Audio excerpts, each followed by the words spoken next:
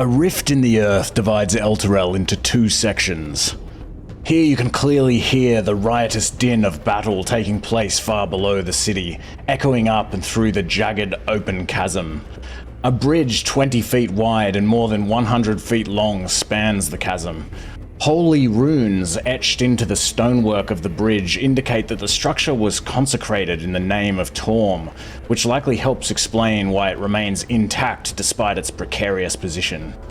As you approach, you see several infernal creatures standing guard around the center of the bridge, scanning in all directions. What do you do? Alright. Pick 1, 2, 3. Do they look well equipped? So you recognize these creatures that are closest to you as spined devils. Spine devils. So these are just these, they're also known as spinagons. They're these like kind of small devils that kind of often crawl on all fours, and they have these big wings and they're covered in these spines that they've shot at you. You see like behind them a creature that looks similar to them, but it's much larger. And Lulu can say, I think those are some kind of alpha spinagon or alpha spine devil. And you also recognize from where you are, you'd be able to see that in the middle of the bridge there are kind of standing, I guess in conversation, but kind of like also being vigilant and looking around.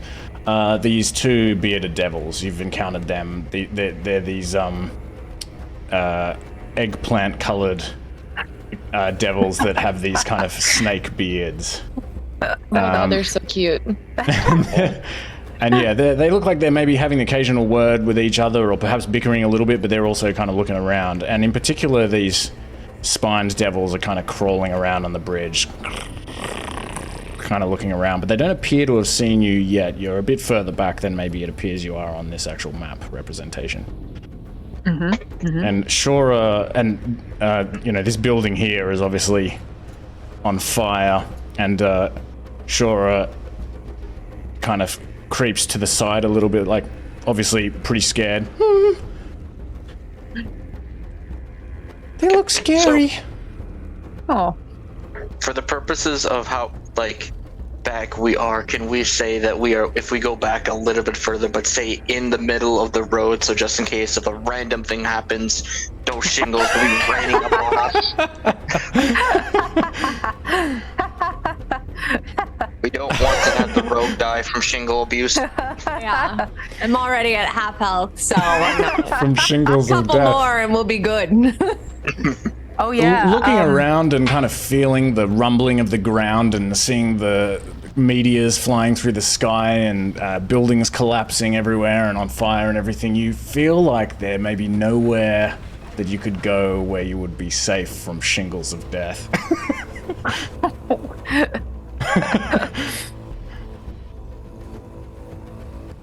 We'll just have a conga line through just the center. I apparently have a mess kit, so I'm gonna wear a bowl as a hat. Are you gonna actually wear a bowl as a hat? This is an important. Would it protect me from shingle falling? Would I get armor? You feel like it might, but it would be potentially it might have an effect on your fighting abilities. And also it'd be hard to keep the bowl on your head if you're kind of moving around swiftly and whatnot, but I have a red handkerchief. I'm just gonna wrap the handkerchief. That's even better armor. That's a good idea. You can definitely do that. I do have these things. I was looking through my inventory. I'm like, what can I use? I have a thumb rope if you wish to use it as well. Yes, goodness. Alina, the soup kitchen warrior, comes to face that. To take I up have the 101 candles. Any plants that we have that can deal with these? Where's I the might just do thumb rope? it. Oh, yeah, You said we had to tie our That'd be thumbs long to our enough. heads so we couldn't do magic. Yeah, Oh yeah, that'd be long that's enough hilarious. to Yeah, 3 feet. Yeah, I mean, you might have some trouble with stealth, Alina, with a big red handkerchief and a bowl on your head. I just pull my cloak up, and it's good. That's true. That's true as well. That's true as well. You're I right. got this covered. I thought about this for weeks.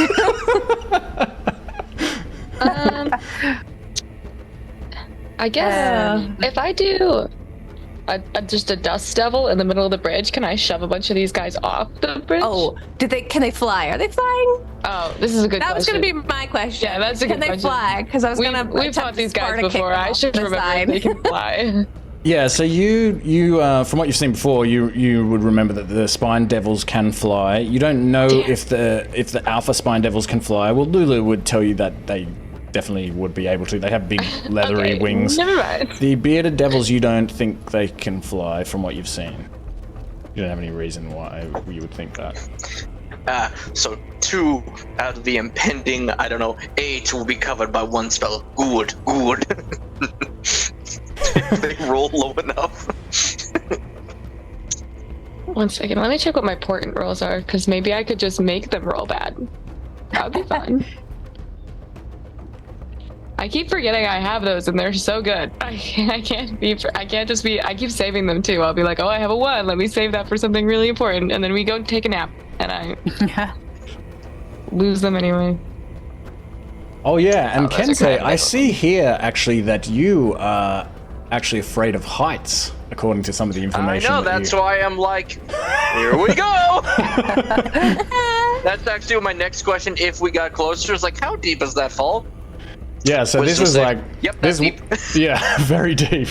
If you fell down there, you don't feel like you would survive. It looks like, from what you've seen as you've approached here and you've kind of had a look over, or perhaps others have had a look over and reported it to you, that you're probably like a good 500 plus feet above the Avernian landscape and the river Styx below.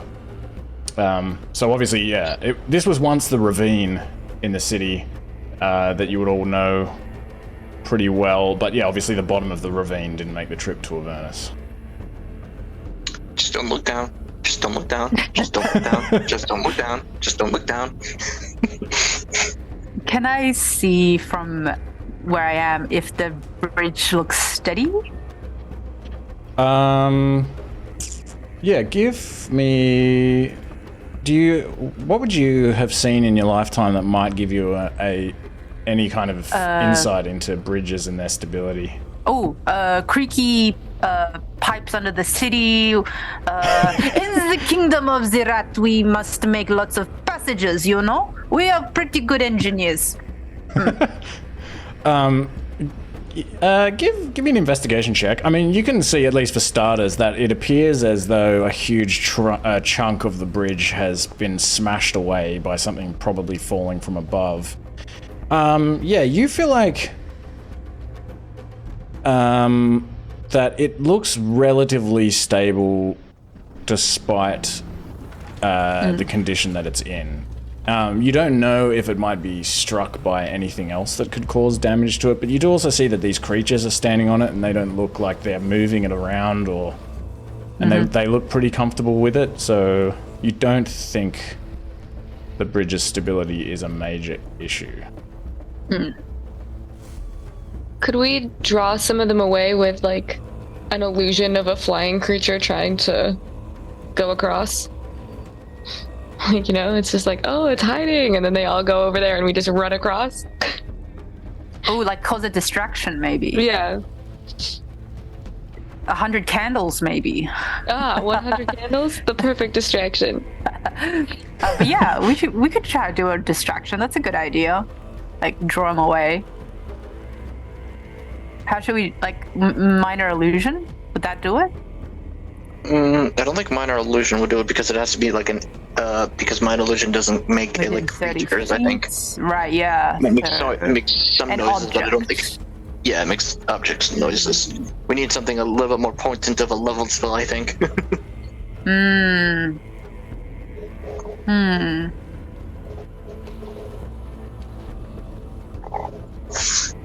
Or we could just go for it, I mean, we also do have a couple of disguises that we ripped off from the cultists that we got from Mahkah. So The only issue is I don't think we have enough to cover everyone, especially bear form Mahkah. It's perfect. Perfect. Well, I mean, I guess I could maybe just cast. Alina and I both have disguise self, right? So we could become two of the people that we saw, and then does that change our clothes too? I think Yeah, it so we could. does. So we wouldn't need additional costumes. Yeah. Okay. It's just that you might want to transform into something that's like more of a female this time, so you can actually are able to speak. What? That plan worked so okay. I can fly across. Okay. I can fly across as well, so I don't need a disguise.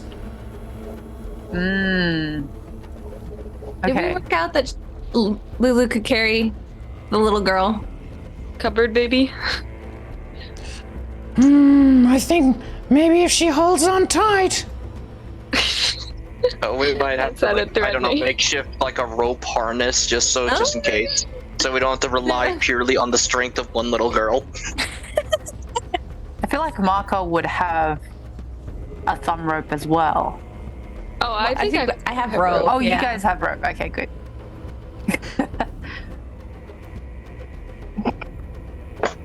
Alright.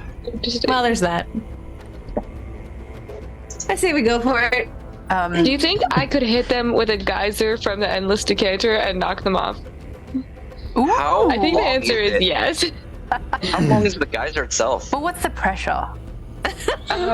It's 30 feet long and 1 foot wide, and you know, they have to do a strength saving throw. Oh, it's a low DC. Never mind. Oh. It'll work.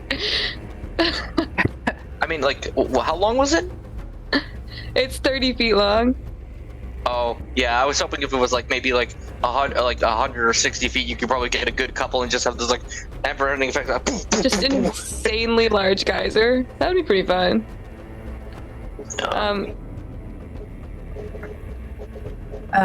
Okay, so we go for it. We go for the disguise.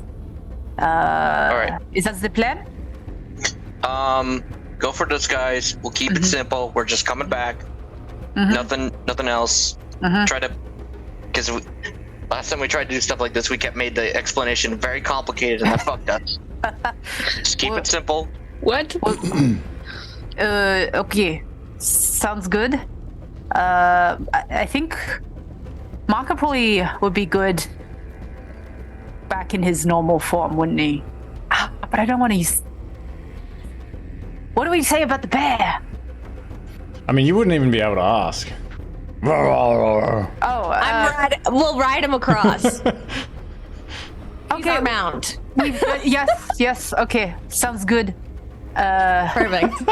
And does anyone look particularly unwell, injured? To the rogue. Shingles or I look at our old, like, 100 years old. What? No, injured, not old. Who is calling me old? Because I may have a little something for you. Oh, yeah. I mean, Yes. unless I'll like Mahkah splash needs it. this on the back of your head You, with a. I don't know if you can even draw that out of your bag while you're in bear form, to be honest. Oh no! This is if Mahkah. Oh, sorry, Jean Lemore is pulling it out. My bad, sorry. Hey! How's these thumbs? I forgot who you were. Okay. I also have, if this goes awry, I have that fan that can just cast Gust of Wind, which might help us move across Blow the them bridge if we could all across? just stick together and just have a giant gust of wind around us so no one can get close. Very good. Okay. Oh, I think. Okay, Jean Lemore might mount the marker in bear form to have an imposing visage as we approach the bridge. Okay, and let me... we're wearing our disguises. Oh yeah, wearing disguise. Wearing disguise. Okay, then I'll do disguise self to look like just one of the random cultists that we fought back at Mahkah's apartment. Please don't ask me for any of their names. I was also gonna say, like, I think only out of everyone in the group, both me and Alina are the only one that can speak Infernal, correct? Oh, okay. Maybe someone else should lead the way. Also, in order to ride... Let me see. Oh, you need the saddles. Okay. Yeah, so without a saddle, you'll struggle a lot. Okay. And I think also Marker Bear would struggle as well. Okay. All right, put a leash on him. He's our pet. Very good. I mean, we have the rope. Can we make a harness? I will be the bear handler. You can definitely try making a harness. Like, I'll give you a check. We'll see how like well you design it, sort of thing. What type of check are we talking about here? I don't know. How would you go about making this harness? I think last time I looked up something like this, it would be like a bunch of knots taking place. So I think the closest thing that usually comes to taking knots is, like, weirdly enough, a sleight of hand check. Or you could do let someone, aka me, do a nature check, because like that seems it's the nature of this bear that you're working with. I think I can see that. I'm just gonna like take out my weaver's tools and be like, I got this. I've worked enough with like clothing and knots and all that kind of thing. I'll try to do it. Or this is a nature check. Okay, and so where's the rope that you're using? Whose is that? Whose rope do we want to use? I need to tie up the Lulu and Flora too. I have 3 feet of thumb rope, so that's something. We could all sacrifice our thumb rope to the cause. Yeah, I already gave. I don't have any more rope, unfortunately. We have 50 feet of rope in the bag of holding. Nice. Yeah, and I have 50 feet too. Oh, nice. Perfect. So whichever rope. Pick a rope. So you want to use 50 feet of rope to weave, or like you want to use some rope to weave some sort of what are you going to weave? Describe this thing that you're weaving. So kind of like a saddle. So you'd have like foot loops. So you'd loop around, do a loop, and then you could tie around the waist maybe, like while he's sitting on it, and then around the other side another foot loop. And if it's long enough, go around like and put it in Malkah's mouth. So it's like a. all right. Yeah. That makes sense. Perfect. Okay, I guess give me for that. Yeah, I guess just give me a sleight of hand check, because that'll be your. I suppose it's like. Let me think, actually, because using your dex. Wait, sorry, hold on. I still gotta wait. I mean, I'll take dex too. That's fine. Well, no. I mean, it would use your proficiency because you have Weaver's tools. But I'm just trying to work out, like, when you use tools, would you usually? Oh yeah, it even specifies dexterity. 28. Okay, 28. It's definitely very good. All right, you successfully create a harness type saddle thing. It would take you a while, and during that time you get hit by some shingles of death. No, I'm just kidding. It takes you a little while, but during this time you're able to avoid all of the strange occurrences that happen around you. And then Jean Lemore, you are able to use this to climb onto Mahkah. And so, being that he is an intelligent mount, let me see. I think this should all work fine. I'm not very versed in mounts, so just bear with me. Oh yeah, mounts is just kind of like convoluted sometimes when it gets to sit like this. Trust me, I understand. Yeah, so it seems to me that it has the appropriate anatomy, so you shouldn't cause it any troubles in terms of fighting. So Marker Bear should be able to fight. You've got this you've got now this saddle thing, so you should be fine. So the only thing is, okay, this works. So you just, it'll just be like an independent mount. It has its own initiative, and it basically functions just as two separate characters, except that you, Jean-Lemore, just have to wait to move for. You have to wait for Mahkah to move. Seeing as you're controlling both of them, that should work out pretty well, depending on how the initiative goes. But yeah, okay, that works. Yay! And so Lulu says like, so should I take Shora across? Do you want to tie her to me somehow? We probably should do that, yes. Just like, hello, cupboard baby. Are you alright with going with Lulu? Yeah. Flying. I want to fly. Okay. Perfect. I'm gonna ask Lulu, is it better for her to be on top or for us to like tie her to the bottom of you and like hang her in like a basket? If you could weave a basket, that might work well, because it wouldn't interfere with my wings. Okay. So if we could like weave around her wings and around her body and then like do like braiding, like weave in rope so that it's like a hammock almost that hangs off of her. You know, this seems very comfortable. I wish I was cupboard baby. You'll need to make another dexterity check. Okay. Lulu says, confusingly.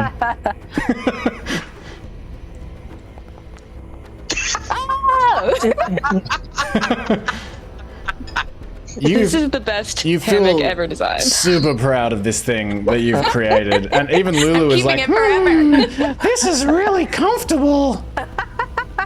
Wait, you didn't just make Cupboard Baby a hammock. You made Cupboard Baby a warp plate armor that will protect her just in case stuff goes down. It's like You didn't make cupboard baby a hammock. You made cupboard baby a home. So the only thing is though that you'll need to burn. I should have said this before, but you got to burn the 2 ropes because you won't be able to return them to rope form. So you now That's have fine. a hammock and a saddle. So make sure whoever has those ropes burns them.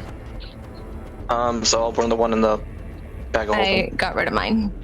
And maybe Jean-Lemore or someone, maybe I'll just add it to Markers that he has a bear saddle, a woven bear saddle. Awesome. Or I guess equipment. At least I can finally use my skills. Woven bear saddle. Is that how you spell woven? So what'd you do in hell? Oh, we made a bear saddle and a little hammock for a little child. So she can fly around on an elephant. I sometimes talk about how just explaining anything to anyone in D&D sounds like a fever dream that you had. Just like.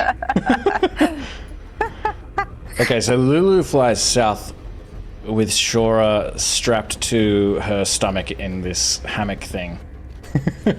And it all goes perfectly. And you see her kind of flying through some roof tiles come in their direction. She's just just dodges out of the way through the air, glides through the air, just flies off into the distance. Fly into the danger zone. Come back and get me after!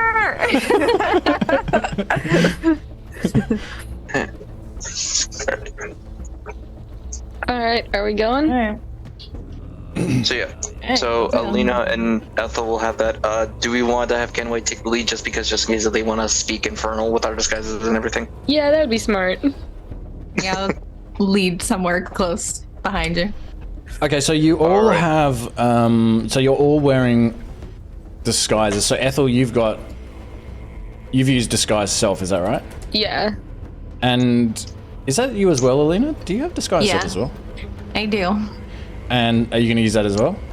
Yeah, I rolled, or I put it in the... Oh, you already used it? Yeah. Okay, sweet. Yeah. Okay. And then, okay. So then you have also 3 cloaks that can dress up Rhea, Jean-Lemore, and Kensei? Yep, cloaks, and also making sure we're adamantly showing the little pendant Okay. for Zariel. Are they in your inventories?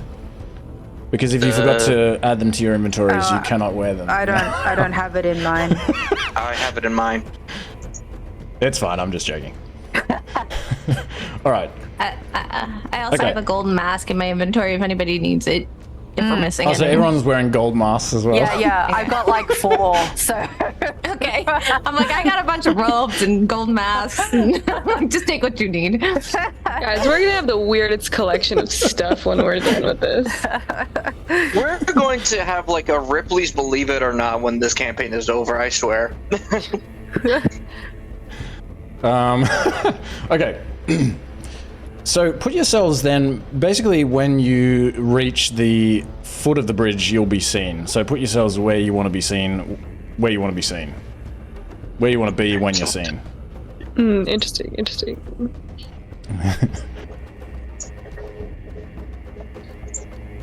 Just like here. Okay. Alright, we'll flank the bear. We are the bear's entourage. Okay, so as you reach there, these 2 spine devils on the bridge, they can see you. This one's kind of like sitting perched on the side of the bridge. It like sort of, dexterously, almost like a cat, sort of like climbs down, puts its front legs down and sort of climbs on all 4s and sort of begins moving towards you with its head lowered, kind of peering up at you like... This one as well kind of moves forward, as does this much larger one behind them that Lulu referred to as an alpha spine devil. And this one, they kind of stop about here. They sort of sniff at you. This one kind of comes back here. And at this point, these 2 bearded devils on the bridge are alerted to your presence. And they make their way over as well. And So I think we should be good because we're just covered in viscera from a lot of fights. What are you covered in? But just the viscera from the previous fights of scent-wise. I wouldn't have let you be stinky for long because I wouldn't have been able to tolerate you, so you would have been cleaned. That's true. Oh, actually, that reminds me. I was talking about demon ichor as though it would the same thing as demon blood. But I think actually those would be 2 different things. I think the ichor would not be produced from the demon until it is a corpse and it melts into ichor. And we can say maybe that Lulu also would have explained to you that demon ichor is like a strange substance that might not be nice to drink or get on you. Yes, good. Demon acid blood cocktail. She told you that it might do something unexpected. Ooh. But yes, these 2 bearded devils approach. One of them says, "You stop right there. Who are you and what do you want?" Kenway will. This is in Infernal as well. Right. See, good thing we thought of this. Yeah. Kenway will bell her out in response. Just children of Zariel passing through.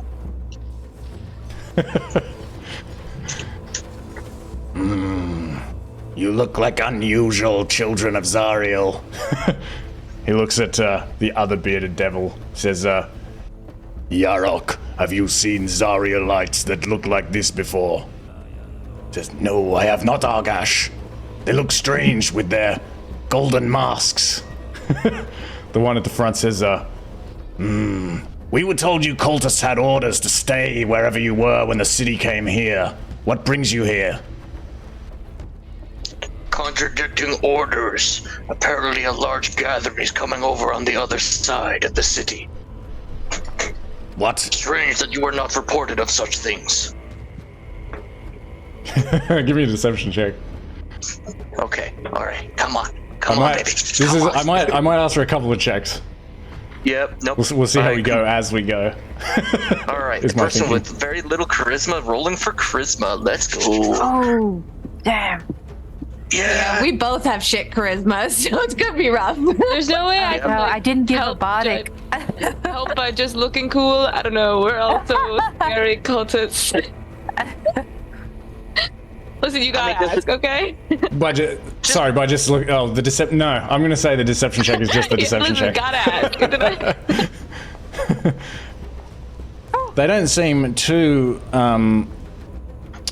They don't seem too stressed about the fact that you look like unusual cultists, so that's probably why that wouldn't necessarily help. But they more just seem to be questioning, even though you're a cultist, what the hell you're doing here, sort of thing.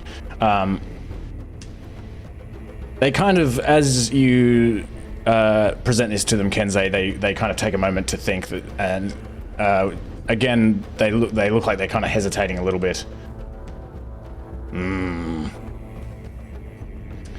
They say, like, what is happening on the other side of the city? We have been told to stay here and not to let anyone pass.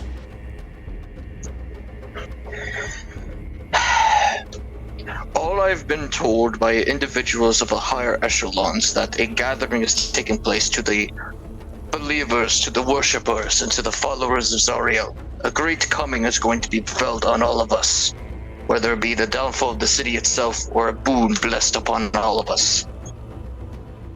What that actually means, I do not know. I do not question the word of Zariel.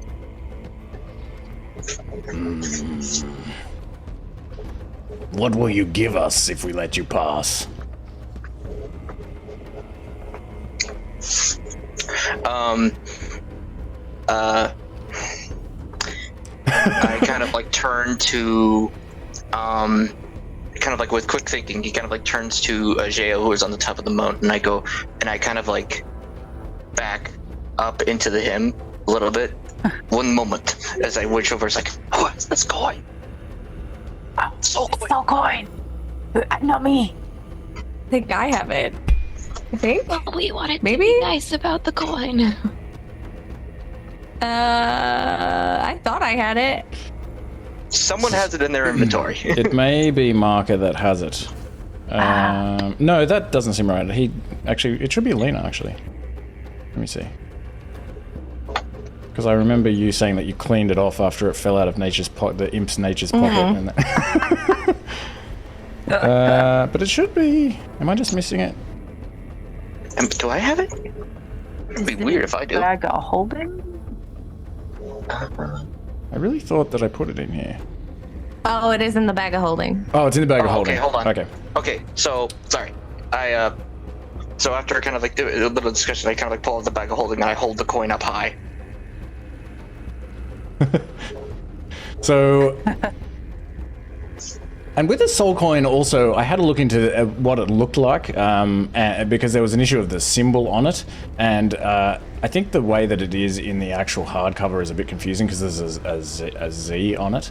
But I'm going to say that actually it has an embossed relief of a snake and a spear, which is embossed on the coin, just in case you wanted to know. Okay. And let me see.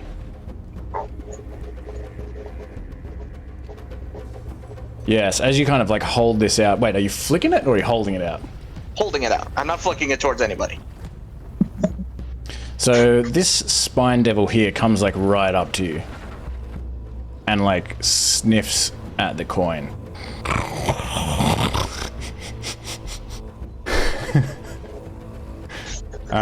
And you can feel while you're holding this coin as well, this terrible feeling of this entity within it, you know, kind of writhing around inside almost in pain and frustration and agony. And the spine devil looks like it can potentially feel this as well. And it kind of like turns around and you watch it, you know, you'd think these things are kind of very animal-like, but it nods in a very sentient way towards this bearded devil that's behind. And so then the bearded devil approaches.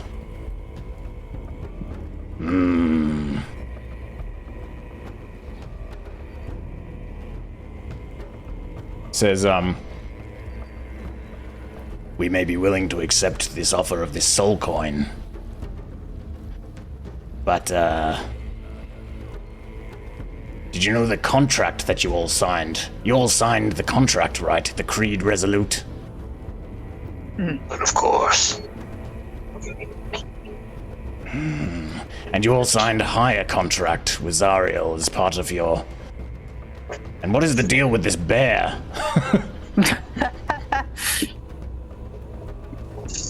Did you know that the contract that all these people signed is being contested by their stupid god, Torm? Yes, we have heard rumors of such a thing being passed around.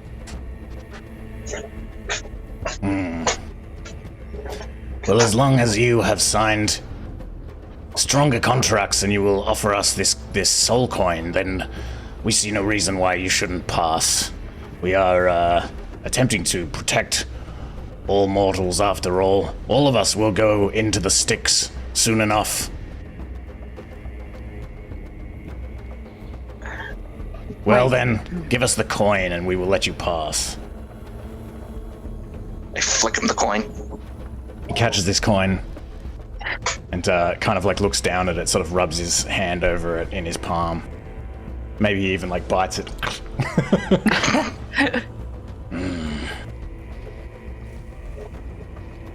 All right, you may pass. These spine devils kind of move out of the way, kind of like hissing at you. They all like just like follow you as you walk by, like.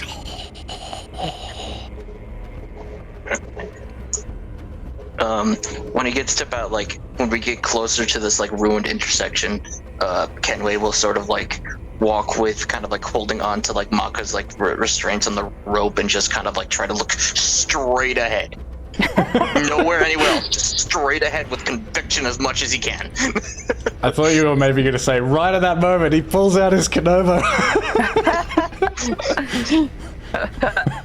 No, not with all that great rolls and stuff. I ain't ruining that. I was like, wow, we finally had a plan almost work. You can't ruin it now. Kicks him off the edge. This is El Terrell!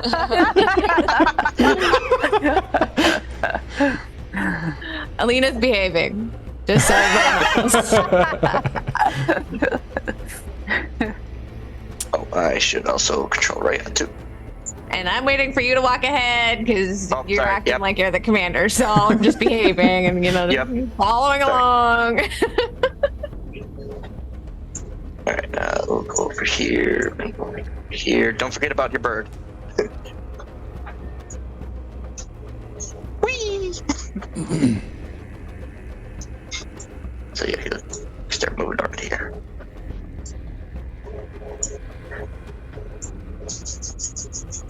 Soul coin.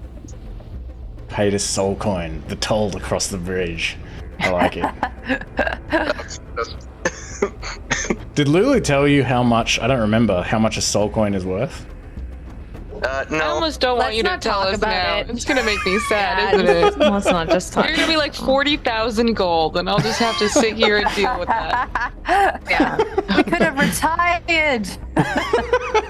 Let's just abandon this and retire, guys. Listen, if we spend something of worth to avoid having someone with little charisma and deception to kind of like just do well, then I'm good.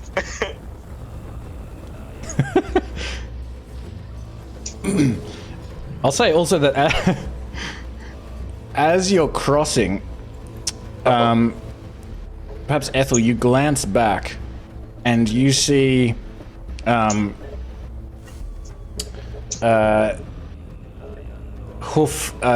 is it Hoof Tedrum, show up at the bridge. He's like limping. You can like, just as these creatures kind of like begin to like return to their original positions. And he kind of, you can like see him sort of looking at you like with a perplexed look on his face. He like scratches his head. He's not sure what to do. He's looking around, but you notice that, yeah, he looks like he's been pretty badly wounded, and he's by himself. Oh no. Were we meant to meet him here? Well, Yeah, we kind of did tell him to, but he was a little late to the party. Dang And it. we Yeah, so spent he- forever making those baskets, so I mean, we can pass some of the devils and like, how far away is this bridge? Like from like this point? Oh, it's like 155. Okay. Yeah, it's a pretty long bridge, and like, yeah. So he left with the other Hell Rider to take Pilster Pebblehuck to Shiara's market with Hoof Robert, and yeah.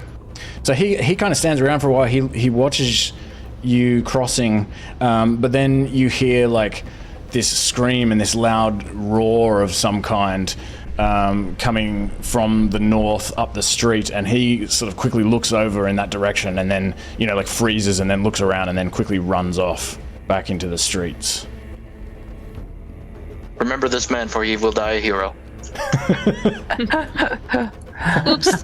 Forgot we were supposed to have allies. Oops. All right. And so you make it across the bridge. For once, your strategy works, and you are able to avoid combat. Yes! Yay! I'm almost disappointed, but I'm also really almost out of spells, so this was really good. I'll just like pat Kensei on the back. I'm like, good work. Yes, good work. Once he like A plan of crosses deception the that was bridge, successful. once he like crosses the bridge, he was like, oh, he just takes a big sigh of relief. Not only for like doing a very good job of just like bullshitting his way out of the situation, but actually getting across the situation. He's definitely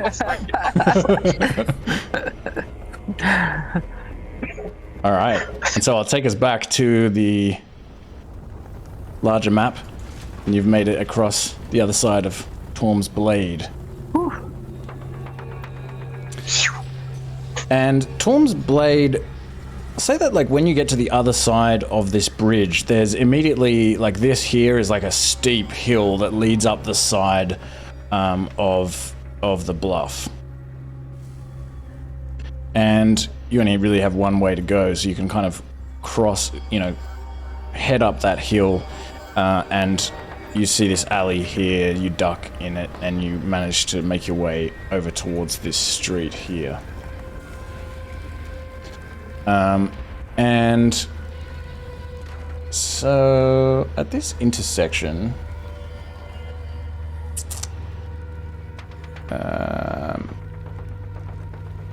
just want to see, change the way all of my notes work, so bear with me if I'm a bit lost.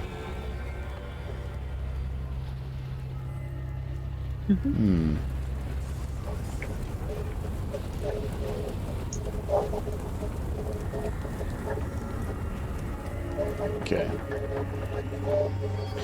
So you know that nearby here is Simbrel's house? You kind of recognize where you are. You're approaching the garden. The garden is, as I explained, this long garden that stretches up from the base of the bluff where the Maiden's Leap is what was a waterfall, and heads all the way up to the High Hall. And so you're kind of coming at it from the side. And you probably would have crossed through this bridge, or at least been in this area before Jean Lemore, so you would know that, yeah, this is probably to the west is Simbrel's house, where you were staying. And further west is Signora Canzone's home. And a little bit to the sort of northwest is Maiden's Tears, where Marybelle was working to support her mother. And if you wanted to go to the High Hall, that would be, you would sort of head to the south. And there are some other things in this area, such as the Library of Elturel. And That's just a quick stop. And if we happen to see very large pillars of smoke in that general area of the, or like on that same stretch of road that the library is on, do we wish to continue to see your poor library, literally your life's work, burning to cinders? So here's the funny thing about that, before Ethel is able to answer. As you make this joke and you kind of look over in that direction, you almost have to stop yourself, because you see that there is in fact a huge plume of smoke that is no. billowing upwards from precisely where you feel. I don't know if Kensei. I don't think you would have hung out in this part of town.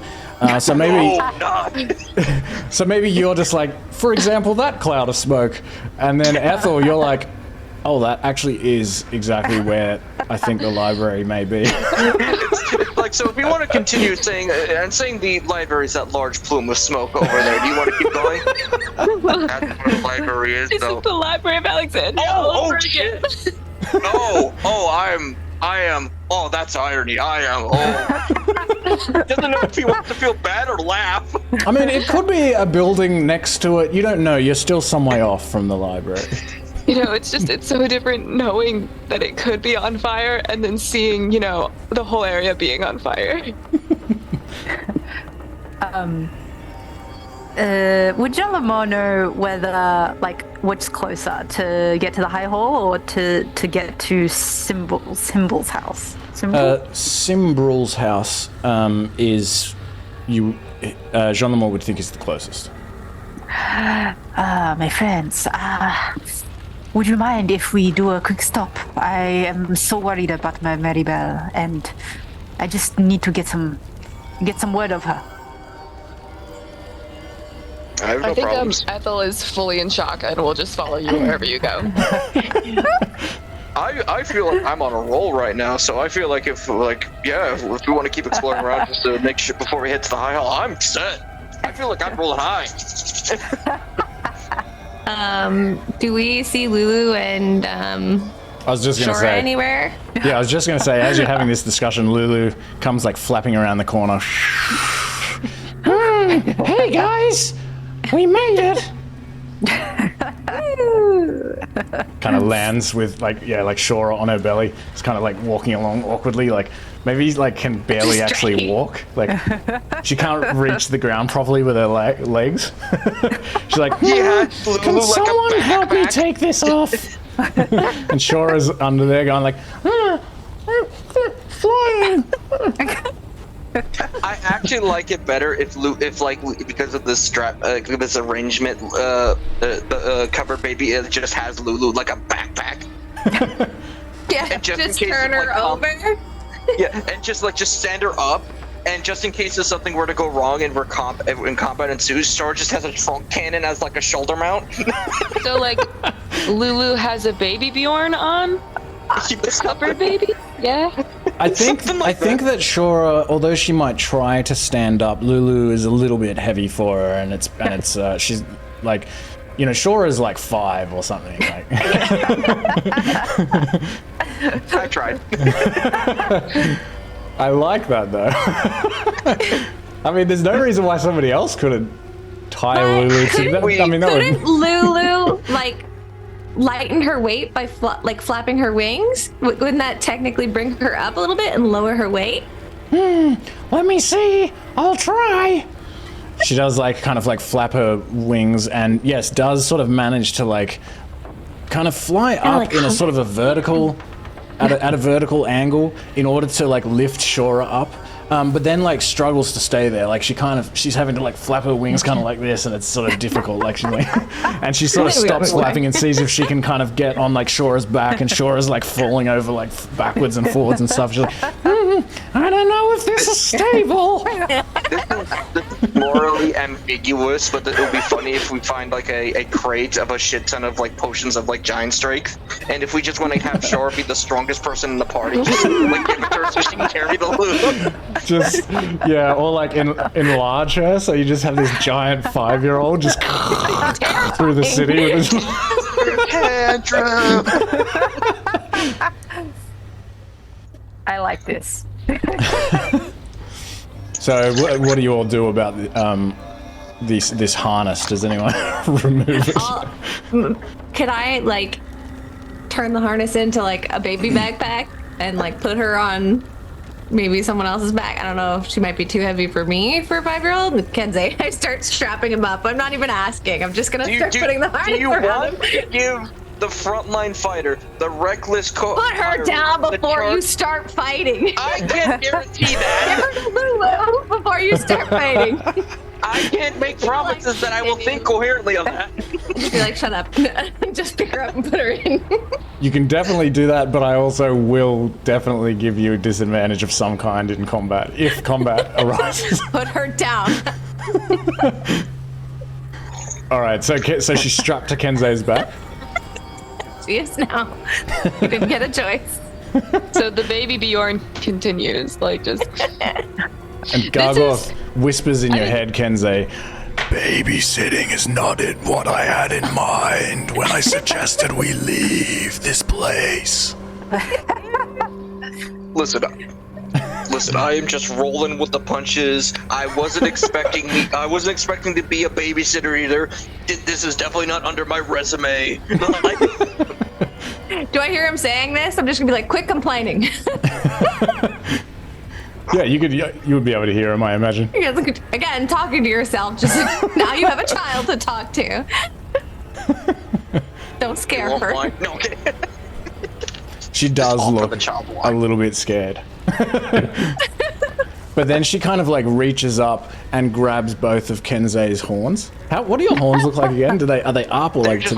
They're just like straight up. Oh, like same as the cold man, like a gazelle's horns. Yeah, she like grabs both of them and like holds onto them like to kind of steady herself. Oh yeah, totally. This will not be. This will just. I'm gonna give her my helmet. I'm gonna put the bowl on her head and tie the scarf around so I can't pop her. She's like, wee! I feel safe.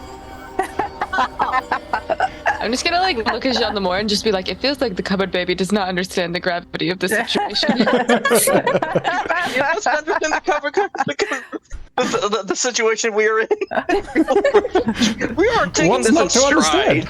Ethel looks back over at the smoke that's coming from what is probably the library and just like wipes a tear. Nothing will ever be the same again. Do not worry, Ethel. I will write you a book. I will write you 20 books. You won't miss your books anymore. 20 books compared to the 50,000 that were at the library. Yeah. How many books can you read? Can I at least order them by my system instead of Mildred? No, Mildred has the best system, actually. No.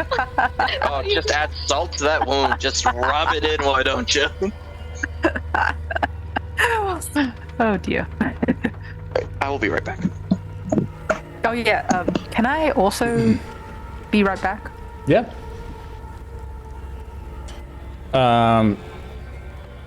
Oh, did that mute me as well? Can you guys hear me? Nope. No, I Yep, can I can hear you. Okay, sweet. I can hear you. All right. So as the party moves down to here, I'll just keep going, even though two of us have dropped out. We can deal with it.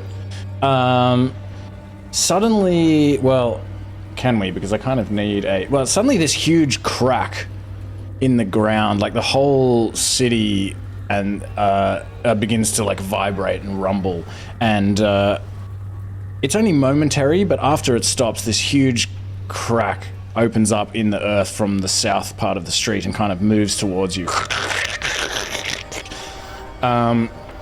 And it looks like it's pretty deep, as this kind of, it's coming down the middle of the street and all of these cream cobblestones are sort of falling into it. So can everyone give me let me see. Let me just roll a d6.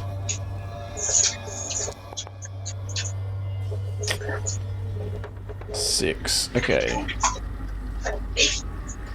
Okay, so you all managed to watch as this crack actually just kind of goes straight past the party and does not actually get close enough to any of you to threaten you, so you're alright.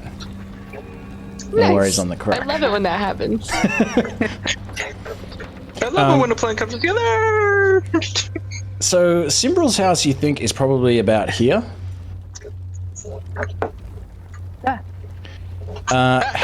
Which way do you want to go that way? How about like this way? Okay. So, say that you can head up here. Part of this building is on fire as you pass it. As you move up here, you can hear, like, what sounds like some frightened people having some sort of nervous conversation coming from, like, maybe a couple of streets up or something. And you get to here... Oop. It's not doing what I want it to do. There you go. You get to this intersection, and then I will roll... I'll just do it here. A D10 and a D6.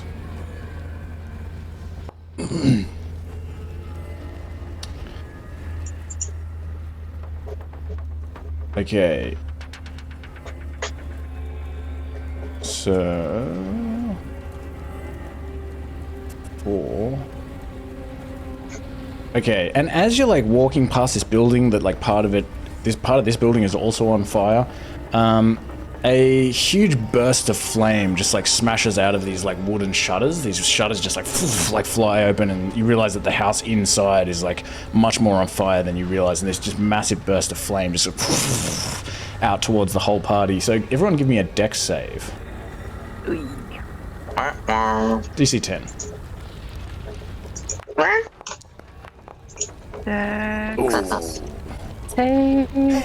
Hooray. Ooh. It's both, like, it's fun when you tell us the DC in advance. It makes me more and less stressed at the same time. Oh no. So, if you got below 10, you just take some fire damage.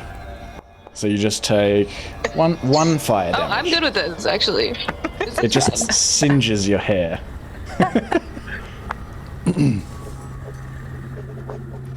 And you can continue through these alleys towards here. Say nothing happens at this particular intersection, and you can head around to in this way, and I'm gonna do one more roll at this point.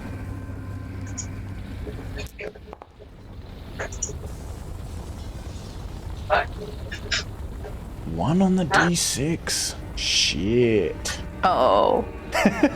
Is it one? It says 2. Oh, I was looking at... Oh. Wait, what is that from? Oh, that was the 1 damage. That was the 1 damage. You're right, 2 on the D6. Nice. Okay. But there is a sinkhole that a couple of you, as you're like walking through this street, kind of like suddenly, you know, you step on this part of the ground, and it just like just seems to almost kind of like melt away, and a whole part of the ground just kind of goes downwards. And so... Over there.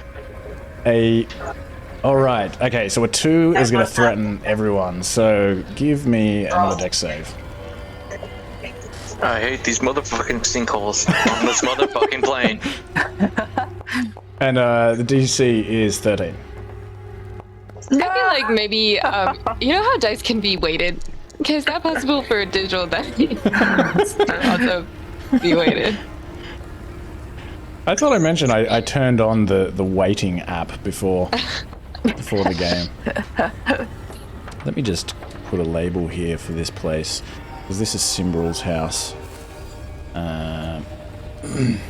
Simbrel's house. Oop.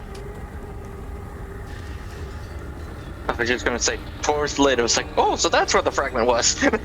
Just like launched. Okay, so only Ethel again, and let me see. Okay, you fall. You're the one that stepped onto this piece of the ground that slipped away, and you actually find yourself slipping into the sinkhole. So you're going to take some falling damage as you like fall. You take 4 falling damage. And oh my god, I'm actually falling and hurting my hip? This is ridiculous. And as you fall, you also kind of loosen like a bunch of these cobblestones and rocks and pieces of debris, and they fall on top of you, and you also take a little bit of bludgeoning damage. Oh god. Oh my god. So you're taking another 4 bludgeoning damage. A missile. Ooh. I don't think so, because I think it will. Is it a ranged weapon attack? Well, let me look.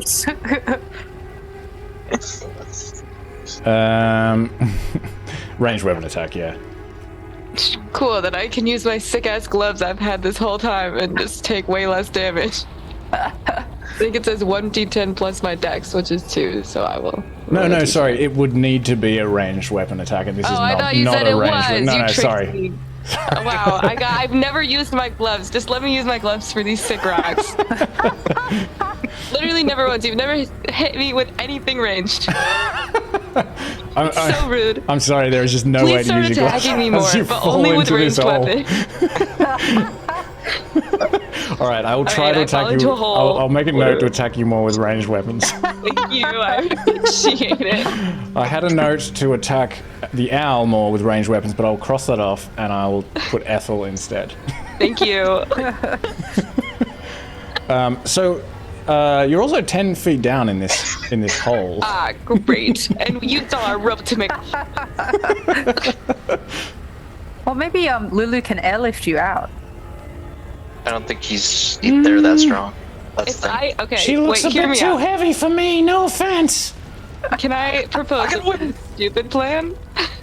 So I have this geyser. Can I just point it down? What? And you fill up the whole sinkhole with water, and then just rise I was to the thinking top. I use the force of this geyser like a small jetpack. And I just... I don't think it'll be strong enough to blow you out of the hole. It's not It says that it can strong. move something up to 200 pounds. up to 15 Okay, feet. let me have a look. This It's just geyser an is going to be object. the end of me. But if I objectify myself... Wait, where is the... What's it called again? The decanter of endless water.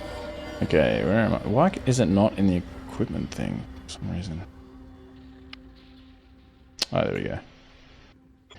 Okay. As a bonus This is one of action, those things that I think maybe you shouldn't let me do because I'm gonna do it. If you say yes to this, I will keep doing. I've already stupid removed it from my magic shop for the future. But also because I like to have the problem of resources be a part of the game.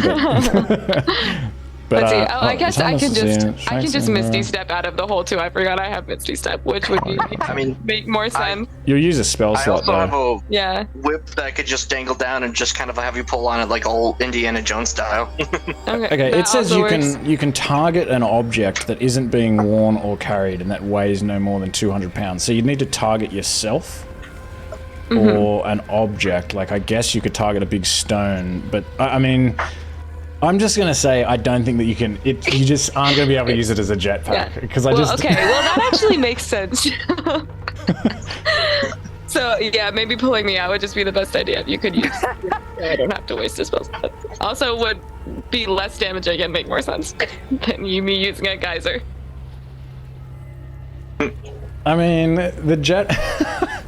Yeah, I don't really want to say. I think I do want to say no to the jetpack idea because I just think it's like you're gonna just be using a jetpack all the time to just like shoot yourself around like wherever you want, like 200 feet up into the air. Like I think It's like or whatever it is. It's like the 30 feet. soldiers like rocket jump from TF2. You just point it down and go pew pew pew. Just Yeah. like across distances. Maybe I'll It's like have another look at it, but in this circumstance, I don't think that'll work. I don't think it should. It says you can. I think it says creatures can just fall prone and you can move objects that are up to 200 Yeah, pounds. I don't know why. that's how I read it as that'd be well. But I also yeah. like, you know, it's D&D, so we can like be sort of flexible with the rules. But I think in this case, I don't want to. Wow. I'm sorry. Yeah, that's fair. Someone help me out of this hole.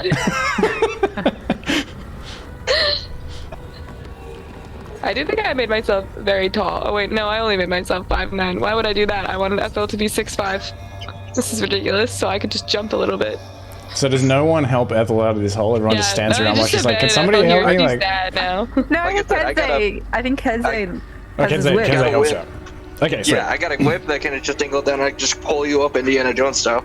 This is perfect. Sweet. Okay. All right. So, let's say that you move around here to the front of Cymbral's house is what you would do, I imagine. And you come over here to the garden. And the garden was also known as the Winter Garden in local songs and stories. JL, you would definitely be aware of some of those songs and stories. I wrote most of those songs and stories. And yeah, it runs down the middle of the city along the ridge of the hill that leads up to the bluff.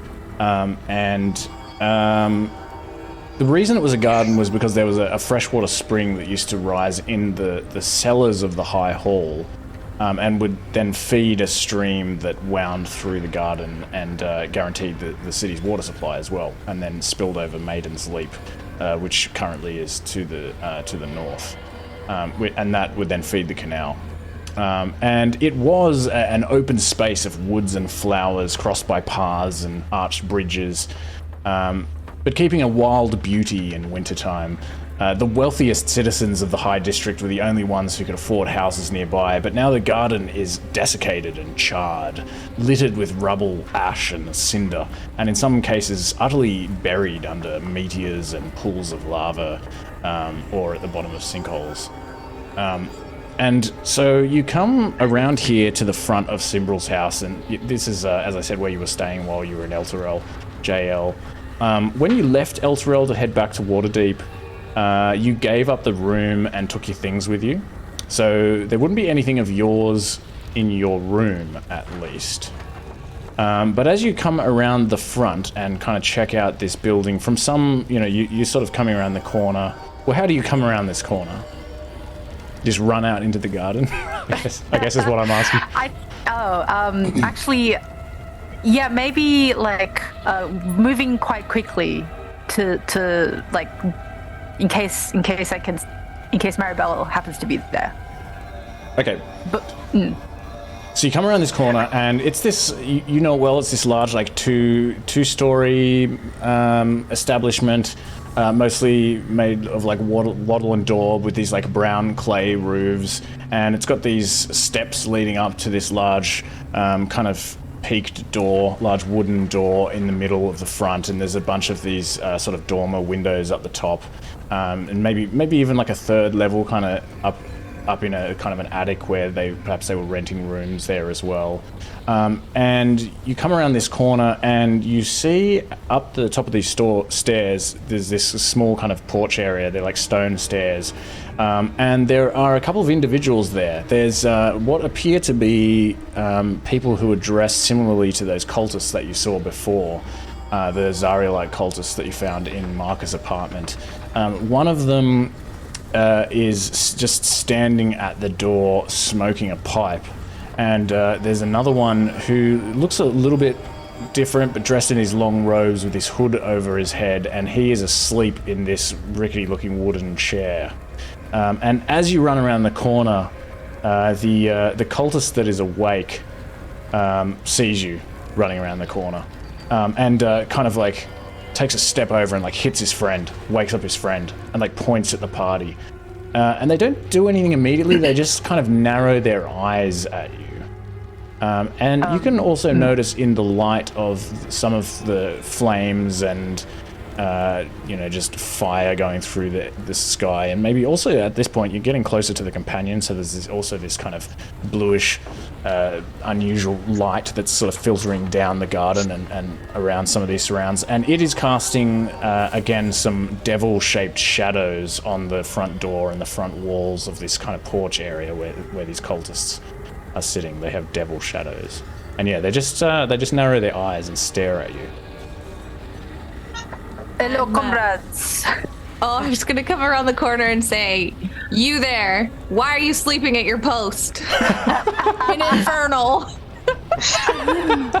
That's right. I forgot you were still dressed like cultists. Are you still wearing the gold masks? I guess. I think I would still be wearing it.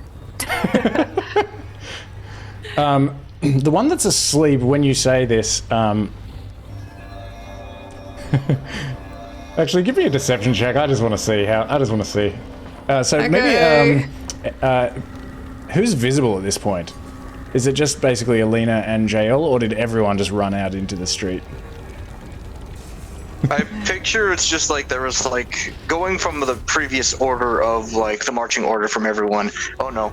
I don't do well at deception checks. I know, I understand. Trust me, so did I. I didn't expect the success. But I picture it was like, due to the fact it was like me and Alina first, and then JL just running out just because Marybelle, Yeah. just out of nowhere. Okay, so mostly it's just them that can be seen, and Alina comes around very sternly. What are you doing sleeping at your post? Yeah. And yeah, the one that's sleeping like stands up and looks, you know, kind of like has to wake himself up and sort of look around, and somebody's like sort of shouting at him. He's a little bit concerned. They both narrow their eyes at you, in particular, Alina. They seem very suspicious, but for some reason, Jean Lemore, especially with that gold mask, and you look like some sort of kind of small creature. They probably aren't familiar with the rat folk, and you don't know like what's going on in their mind, but they accept you more readily than Alina. Perhaps they think you're some sort of fiend bear? or something. Oh, I don't know. Are you still riding Mahkah? No, Okay. She's galloping along. Whipping him on the ass. That would have a very different result. We can do that too if you want to do that. I don't want to get mauled. They'd be getting mauled. Well, one of them, the one that has just woken up, the one who's especially cloaked and hooded, after he kind of looks between the two of you, just says, "What are you doing here? What do you want?" Yes, we're here on orders from above. We're looking for a disruptor. Her name is Marybelle, a daughter of Signora Canzone. Have you seen her? Can't say I have. What are they? Are these some of the Eltirians? Yes, very, very dangerous. Like some Very kind of bad like a singing. spellcaster? Very bad at singing, you say? Yes. So bad, it causes people to go into terrible,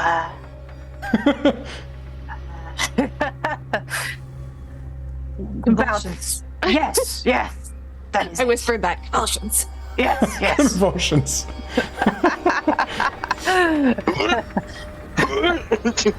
Wretched.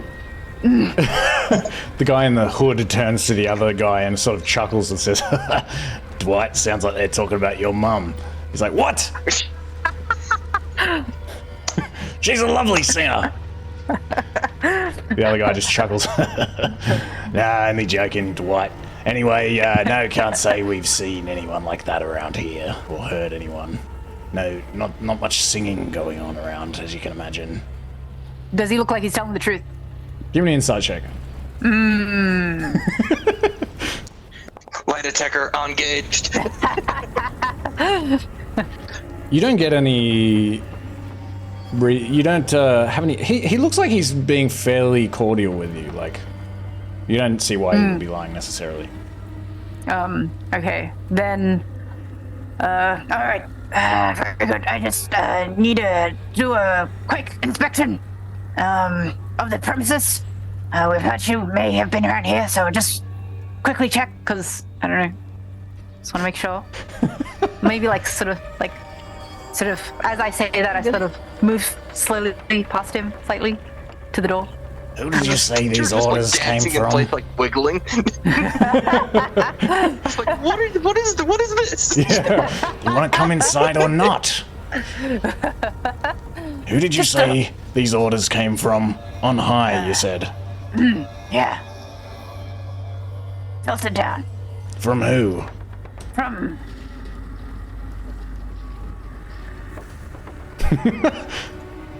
from Zariel herself. Probably. From Zariel herself? No. Yes. Alright. People above your pay grade. Oh, that's a good one. People like a pay grade. His eyes widen when you say from Zariel herself. They say really? This Mary Tell that you said, what was her name? She must be Oh, Marybelle, she must be, I don't know why I didn't think it would be that. She must be a serious threat indeed. Well, yes, of course. You're welcome to take a look around. And he turns around and like opens this door, and the other guy standing there kind of says, but only you. That one will have to wait here. And points at Alina. Very well. I'll make sure you stay awake at your post.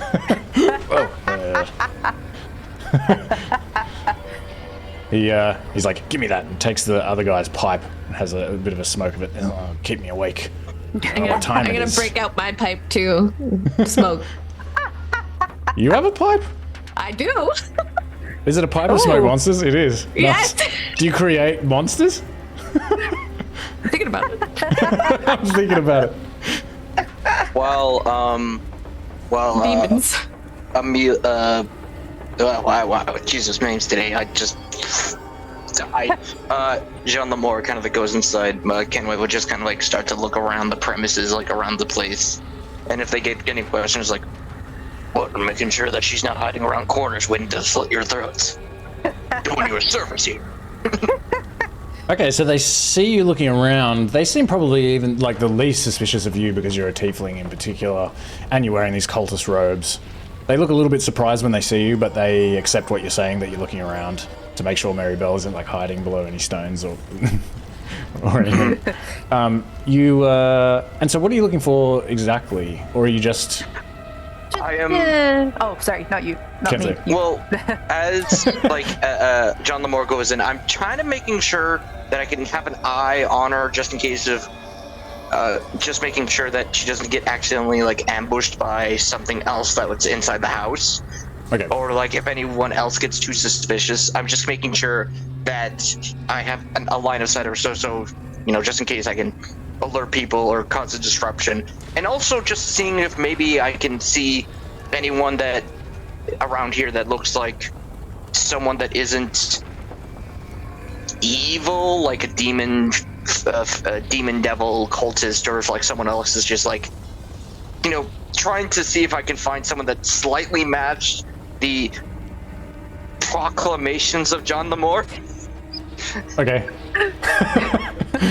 So they look a bit on edge, especially that there are more of you now, and well, I mean, Alina as well is like sorted up, but you in particular, you're like a big dude with like armor and a big golden shield and like a big kenobo and stuff. So they're looking a little bit on edge, but they tolerate you sort of getting close enough to keep an eye on JL as he goes inside. They open the door and you're able to walk inside there, and you see basically the lobby of this inn. Remember, inns can't serve alcohol and can't share a roof with a tavern, so it's not a tavern, but it's just like a lobby where there's you know, a desk and chair, like the front desk, and then there's a bunch of other chairs kind of scattered around, maybe a sort of a cushioned couch type setup, and there's like a coat rack and a bunch of like chandeliers keeping the place alight. And you see in there that it's relatively orderly. It seems like there are people who are potentially living in there, and you do in fact see several people standing around and sitting around in there. You probably see like maybe like 8 people standing around, a couple of them smoking, one of them like eating some rations, a couple of them having conversation. All of these like shady cultists, they all kind of stop talking, stop what they're doing, and like look over at you as you kind of creep into this room. Oh shit. I'll continue to look severe and stern, I suppose. Seems like this place is packed. Popular spot around here. Can I see, as I sort of sniff around, sort of looking down, sort of nodding as well, do I see any sign of Marybelle? You don't. You don't see Or anyone any clue? hiding or any. So clue-wise, what sort of clues would you look for? Maybe her lace hanky, or like shoe, or bag that she might have had. Give me a perception check.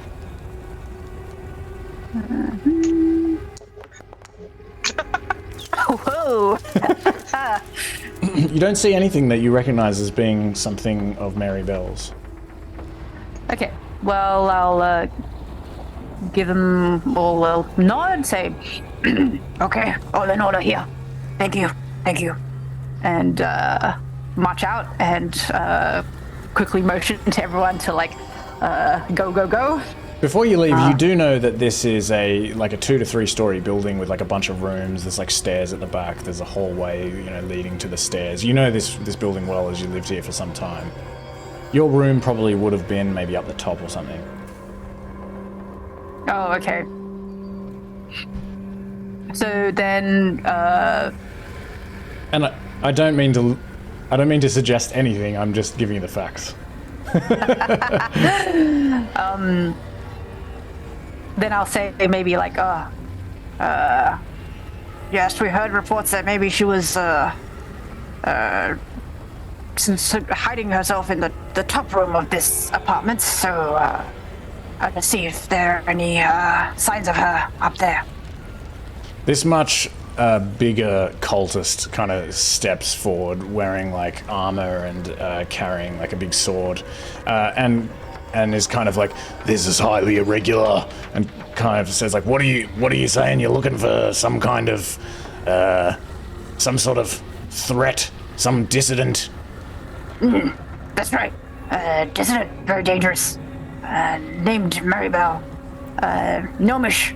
Very the sounds of her singing are very dangerous, especially to cultists like us. Some kind of bard or something. Yes, very powerful.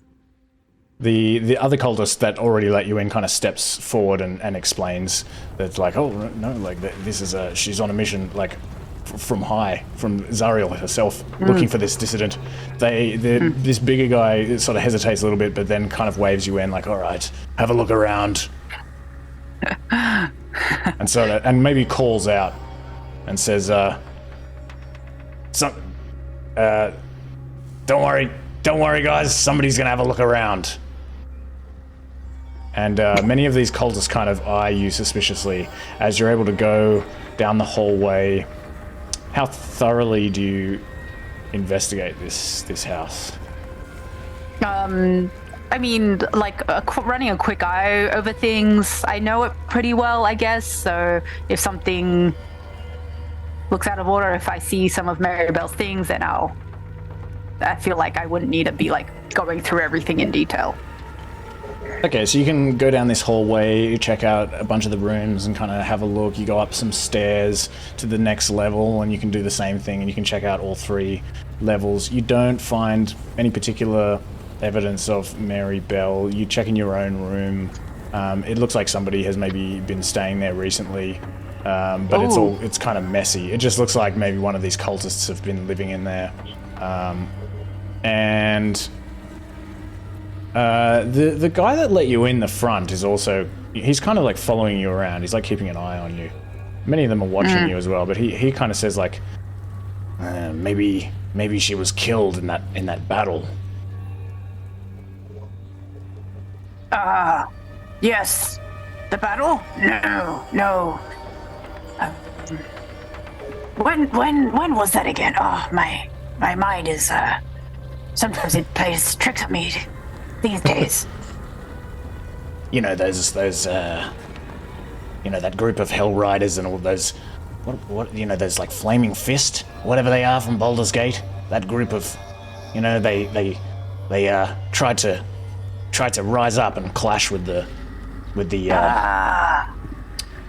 High Knights. The High Knights who have the Zarielite High Knights. They were all defeated, and the rest of them herded to the High Hall. Perhaps this Marybelle was among them and was killed. Yes, I remember now. Yes, the High Hall. Incidents at the High Hall. Yes. It could be. But we should definitely check. I mean, I think reports of her have been around after that. So maybe not. Yeah, but that's good to know. All right then. Well, good luck on your search. Thank you. And you can make your way back out of this building into the street. They continue watching you suspiciously, but nobody draws weapons. Okay. As I said, motion to everyone. Let's go. Not here. I'm proud of you guys. You're really avoiding combat this session. For Ville, A little getting a long unnerving. rest, we'll do everything in our power just to make sure we don't kind of like get to the big things that we worry about. Not every encounter impossible. Yeah, well, the problem is we have enough environmental hazards to kill us. We don't need people to, so. It's weird. I know what I'm doing when I'm fighting something. I don't know what I'm doing when I'm lying. It could go wrong at any second when I'm lying. That's very true. Which is why I've let other people lie today. It's going better. I should not take the lead. Some people are better at bullshitting than others, and that is not a problem with your personality. It's a tragedy. I wish I was better. Oh, and I'll tell everyone about this. The Hell Riders rising up against the Zarielite Riders at the High Hall. There's a big fight at the High Hall. Have I got that right? So there was Do we want to? So he didn't describe where the fight happened, but he just said, he mentioned that there was some kind of conflict between, sounded like Hell Riders and even Flaming Fists from Baldur's Gate, and that they clashed with High Knights, who, Rhea has explained, I think, or we can at least re-explain, that they are the sort of upper echelons of the Hell Riders.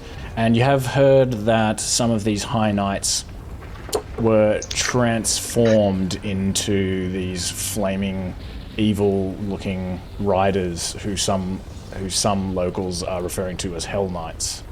So it sounds like there was a clash between these two groups, and then a bunch of Elturian refugees, potentially, or whoever survived, or it wasn't exactly clear, were herded towards the High Hall. That was, I think, what you would have gotten from that, if I had been more articulate about it. Wait, so there's Baldur's Gate guards. Right, because of the one commander. Because they came. Yeah. Okay. I mean, The Grand If you- Duke, Ulder Ravengard, says Rhea. that name. Okay. So do we want to march our way up there to see what conflicts we can get into? Well, well, okay, so you also know that over here is where was I? There's also Signora Canzone's home, which is just sort of on the other side of the garden, over here. And just to the north of that, is Cymbral's house, which is over here. Oh, sorry, not Cymbral's house. The Tears? Maiden's Tears. Yeah, Maiden's Tears. And I'll also say, well, yeah. So you know that, and then you know that the High Hall is further away, like all the way down here. Ooh, how are we gonna survive that trip? I might just ask the party if we could have 2 more pit stops before heading to the High Hall.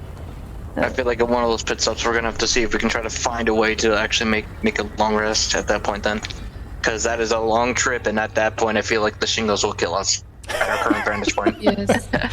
Where is my tower is all the way to the west, right? That we gotta head to at some point. Yeah, much further away. Yeah.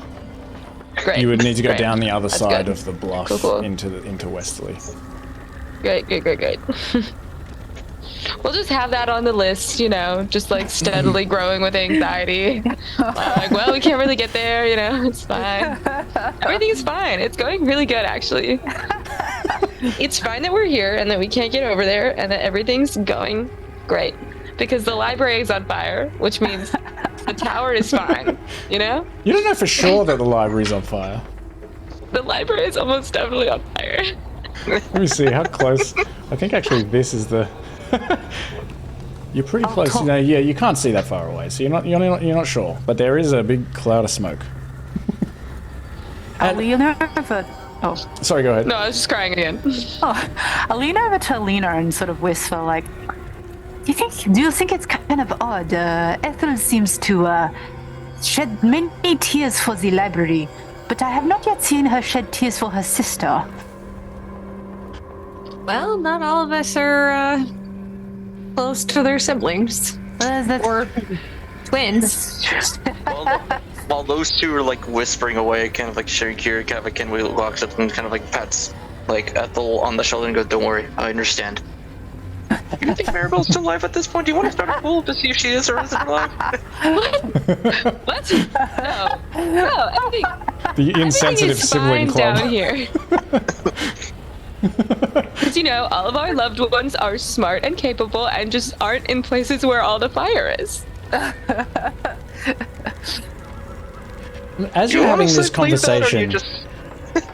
as you're having this conversation, and you step out, sort of in amongst this this desiccated, burnt, and mostly destroyed garden,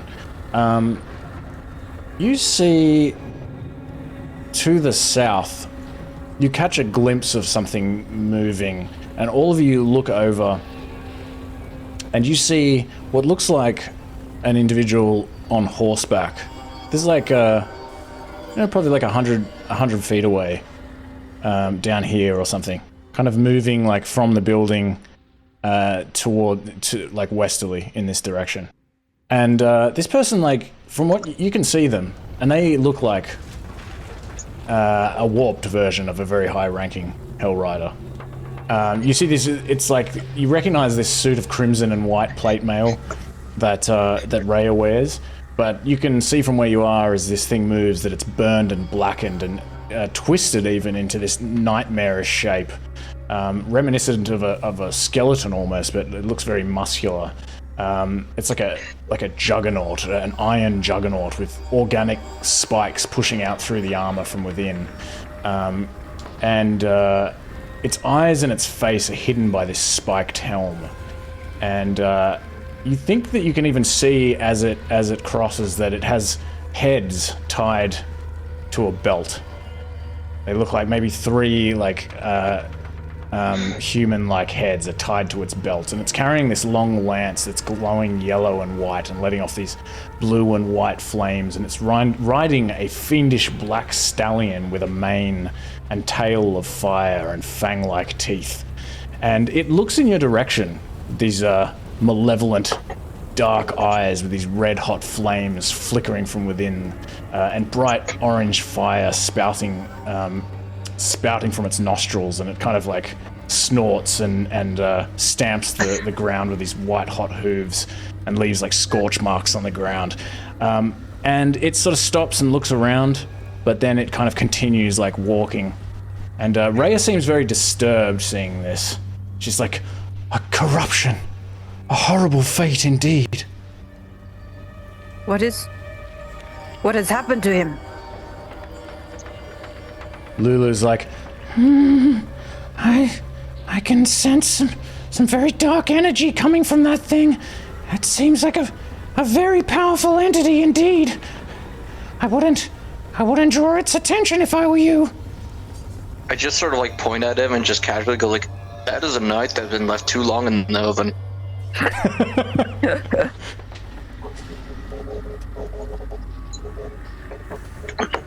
Do you think if we grab some marshmallows and just have them on the lance, do you think that... No, well, never mind.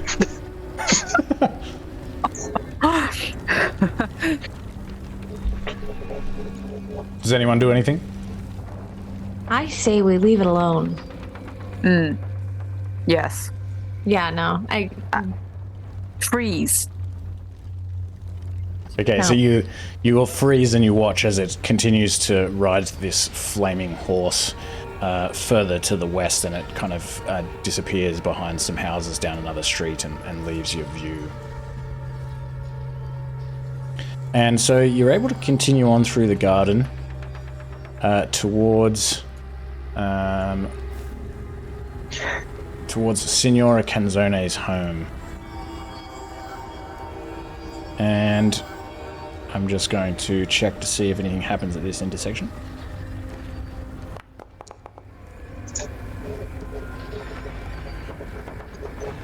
A 1 on the D6.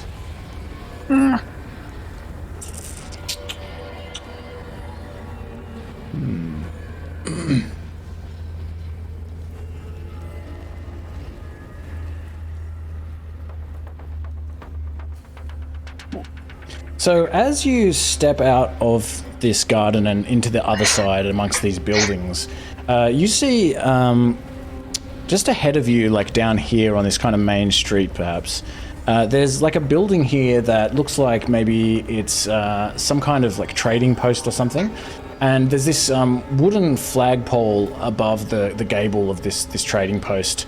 You don't see anyone around. I'll say that you kind of, you can sort of emerge here onto this street.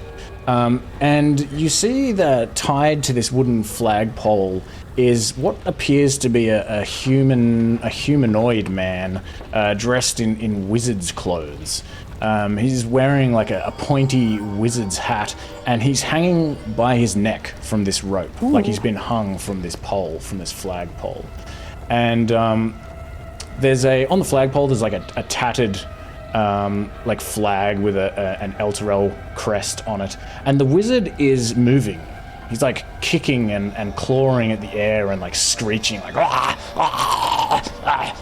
And you can see as you get closer that there's a sign around his neck, and there's something written on the sign in what looks like maybe charcoal, and it says "Tried to leave Elturel." And in blood, someone has crossed out the L and replaced it with hell. So it says "Tried to leave Elturel."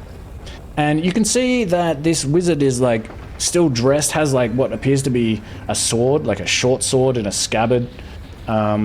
And the bottom of the wizard's cassock is burned away, and his legs, which he is kicking in the air, are like charred, because there's this crevice directly in front of the building beneath this wizard where there is this bubbling pool of lava. Ooh. And every now and then these kind of bursts of lava burst out of this pool, and steam and smoke and fire kind of lap up at this wizard as he's kind of swinging from this rope by his neck.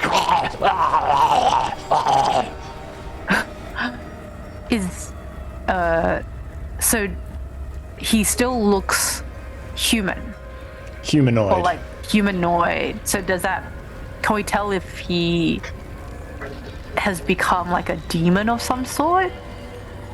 I'll say just without a check that as you get closer, he looks like a kind of a ghastly fellow, like he's some kind of undead or something.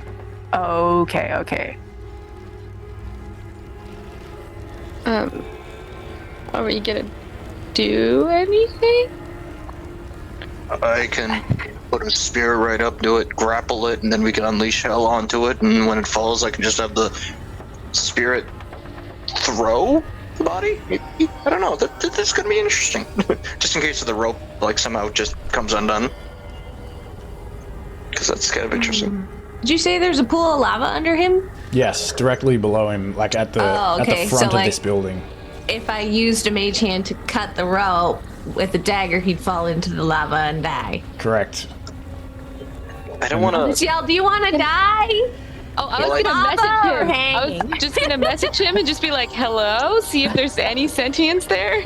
You just hear this rageful screeching and screaming and. I was just gonna say we probably don't want to like drop him into there just in case if he has maybe anything of use on the body. And then if we comb through it and find anything useful, then we'll just put him in the lava so we can just dispose of the body forever. Can Mei-chan just check his pockets? Yeah. Alright. Alina can. Well, I also have Mei-chan, but I'm assuming hers will be better at finding things to steal than mine. Well, Alina's more specifically is able to do a lot of things. Yeah, that's what I was I just try to give him a high five. It's like You're just like rubbing his face. Like Yeah, I'm like trying really hard, but the mage hand is not very dexterous. It's like for shelving books, so it's like not helpful at all. Okay, I'll check his pockets with my mage hand. Okay, so give me an investigation check. Well, actually, it's just really a perception check, isn't it? Can Yeah, I be helpful by perception trying check. to also look? This is fine. Perception's good. I will take perception. Maybe not. Listen, I'm just Standing gonna on the keep street asking. corner, like. Okay, with a 15, with the mage hand, so you find a few things. It looks like this wizard has a pouch on him that is like filled with a bunch of stuff. I don't know how dexterous the hand is, if it's kind of like opening up this. It's like, tied with like a leather strap or something, and it's hanging around his shoulder below his wizard's cloak. But there's a pouch there of some kind, and there's also he's also wearing a backpack that looks like it's half burned, but it's still mostly intact. And it looks like it has some things in there. The hand, I don't know. So let me see, because the hand could like kind of pull these. It's just based on what you can see, right? The hand's not able to see. So it can kind of pull this pouch from below the cloak. You can see, and it looks like it has this bag on its back as well. And let me see, with a 15, in one of the pockets, the mage hand is able to clasp and grab some kind of gem and pull it from the pocket. Okay. I'll bring the hand and the gem back over. Okay, so this gem is a pretty large, like a bit smaller than a fist, emerald colored gem. Yeah. Okay. It looks like it's been cut very beautifully. It's not like a raw gem. It's like a, I don't know how to describe, like a multifaceted, cleanly cut green gem. Okay. Any cool magic vibes from it, or just normal gem? How would you... You can give me a intelligence check if you want to, like an arcana check if you want to see if you've read anything about gems that appear this way. Okie dokie. Yeah, I was gonna say before we touch it. Yeah, I was gonna say I don't want to touch continue to it. hold it. So, Ethel, you think that this is, based on your readings, a emerald elemental gem. You believe that this contains a moat of elemental energy, and that you could break this gem and some kind of elemental creature. Well, I guess you know that it's a green elemental gem. You feel that it would potentially create a water elemental. Ooh. It's like a one-use item. Alright, I'll let everyone know that. This could be useful. Mm-hmm.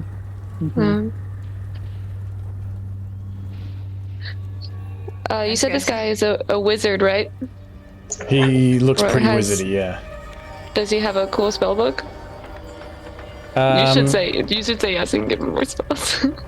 There didn't appear to be a spell book on him from what the hand was able to sort of reveal to the party as you were standing there looking up. Can Luna look in the bag? Because like we can't see, but would she be able to see in there? Yeah, like Alina could look through Luna's eyes and yeah. Okay. Yeah, we can do that.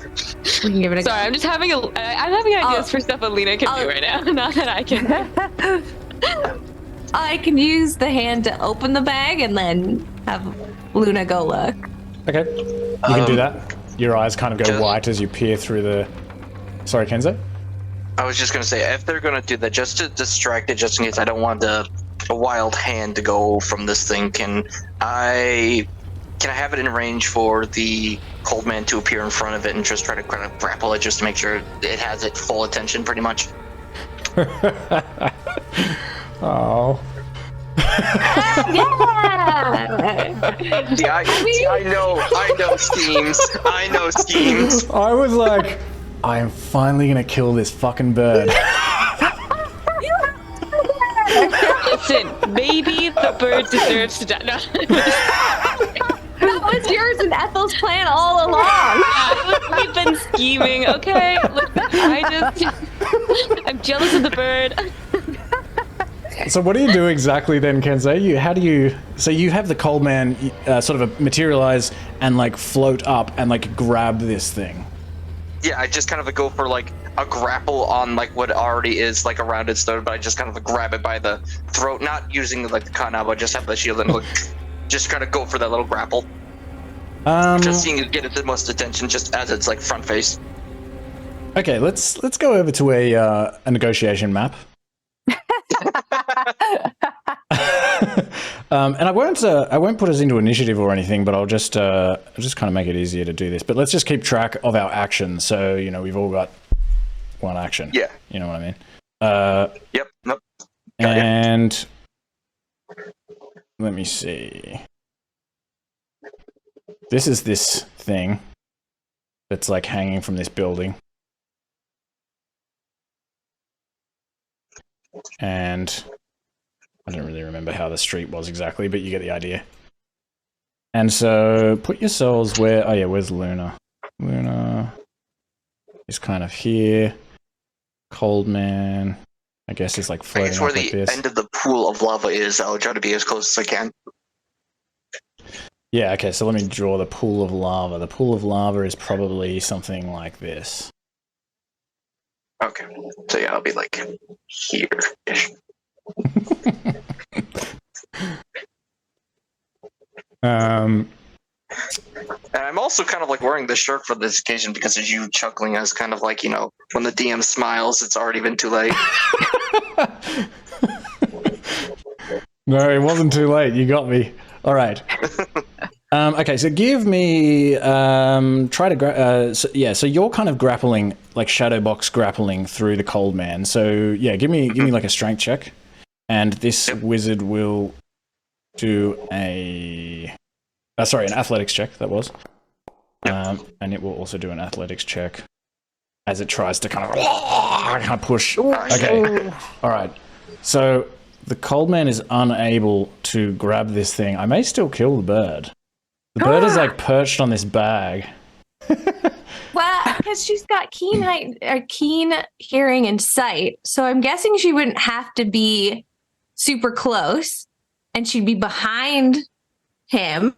So I'm wondering how he'd reach without being able to see her, because the bag's behind him. It's on the pole. The bag is open because of the hand, and she wouldn't have to be like on top of him, right? I mean, I don't think she would be able to just fly by and like see all the way into. But she does have flyby, so she doesn't provoke opportunity attacks. That's true. If she is able to move away, let me have a look at this keen hearing and sight. Advantage on wisdom perception checks that rely on hearing or sight. I mean, and it also is like how tall.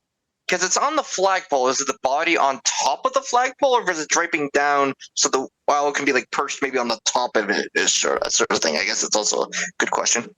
Like how long is the rope, sort of thing? Yeah, where the body's placed and where the top of the flagpole is, and like all that. Is also a good question. So it's like hanging with its back to the front of this building, basically, and the flagpole is like above it. There's probably, I don't know, like maybe like 8 feet or something, 8 feet, 6 feet maybe, between the top of the rope and the dead wizard's neck. And so in order for the bird, this is the thing, like the bird, okay, it would have to somehow fly directly above, but then the bag is like, you know what I mean? Like it's like a backpack. And so this hand is trying to like open this backpack. I don't think that the bird... I mean, it's kind of like a piece of information that I don't think the bird is going to be able to see into... We'll just say this. If you want the bird to be flying, then it is not able to see into the bag. He's against a building? Yeah. Could she see it if she perches on the building? Because I'd be able to see. I'm seeing through her eyes, so I'd be able to position myself in a way that I could see. Another question that actually is kind of like interesting as well is if I'm the cold man, since I am somewhat meticulous because creatures sometimes can or cannot go through me. Oh man, I love the fact we're trying to kind of like jury rig this thing so we can get as much items from this thing before it drops into the lava. I guess two things. Because I can grapple. Yeah. Can the cold man like reach up for like the bag and like try to like rip it away from the wizard and like that? Or can the cold man be on top of the body, like up like 5 feet, and then the bird can like look down on top of the cold man down towards overlooking the backpack in some way? Okay, I don't. Giving up possibilities because this. I'm going to say that the cold man is not able to like reach into the bag, and you can't see through the cold man.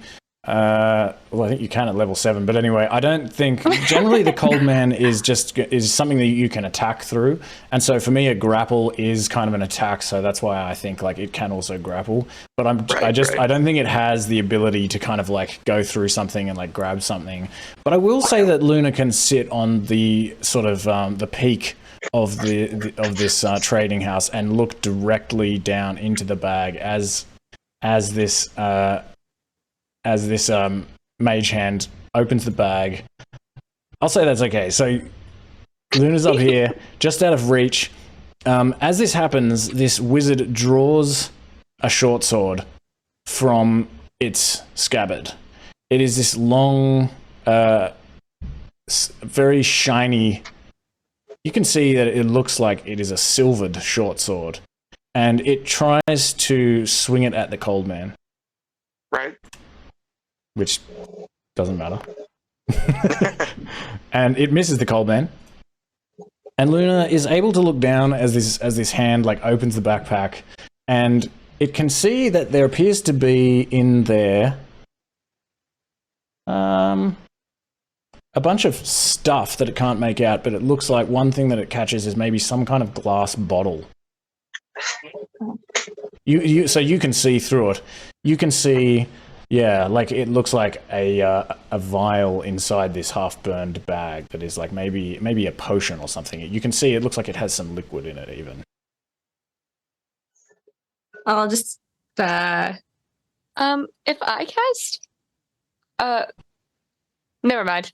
Ignore me. My plans are bad. Pretend you're not listening. Pretend I never speak.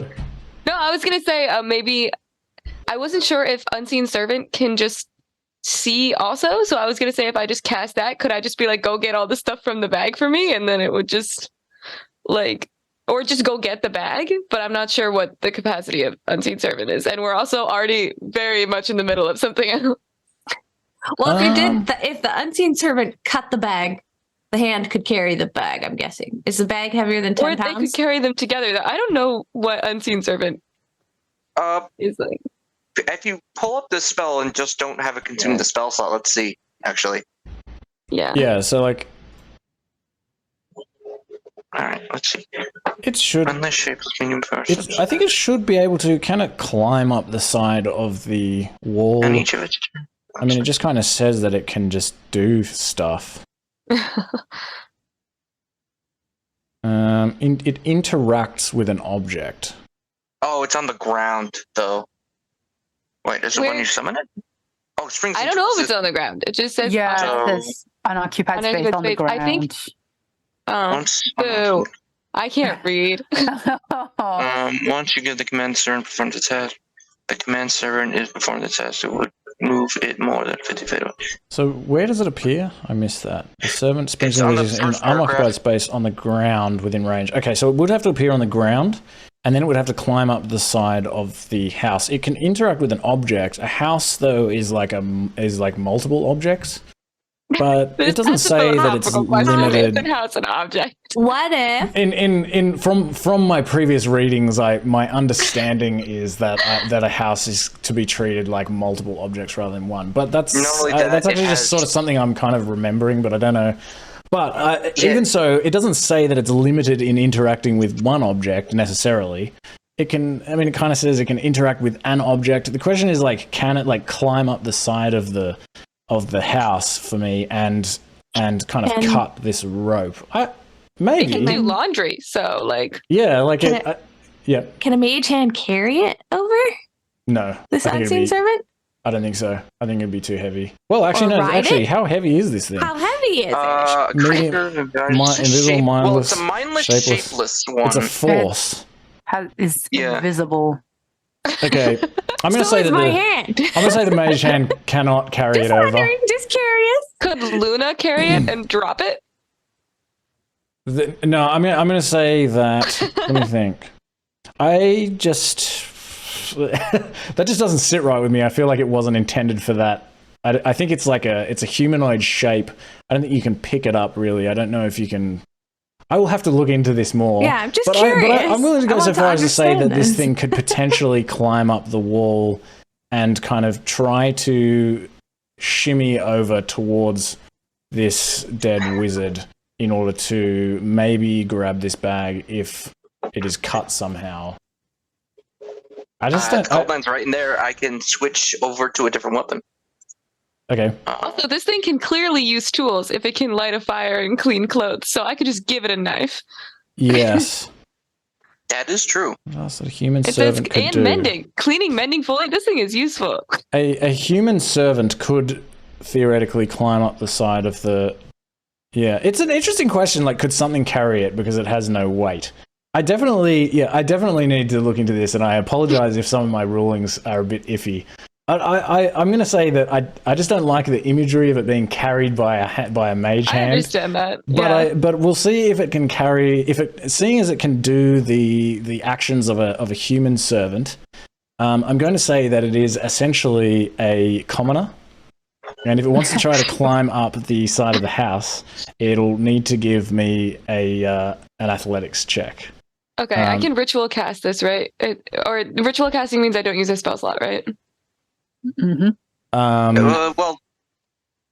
Yes, but wait. Oh no, this poor commoner. It'll just take you a while though. Well, I guess I would just hang out here. I don't know. I think it was 10 minutes. Actually, there's no reason for me to do. Okay, yeah. So you can hang out here for 10 minutes. I will say, because we've already had plenty of hazards and things, that nothing happens during the 10 minutes. You're able to do your line dance and summon this this shadowy is a different dance. commoner female 11. Oh, this one's different. Okay. Yeah. Of course, different spell, different dance. Give me a d20 roll, and we'll see if this thing... It just has a +0, so it's just whatever you get. 12. That's fine. Yeah. It's gonna pretty decent. So the question for me then is, can this thing fall? To me, it's quite hard to climb up the side of a house. So to me, that's a fail. But my question is, what happens to the unseen servant if it falls into lava?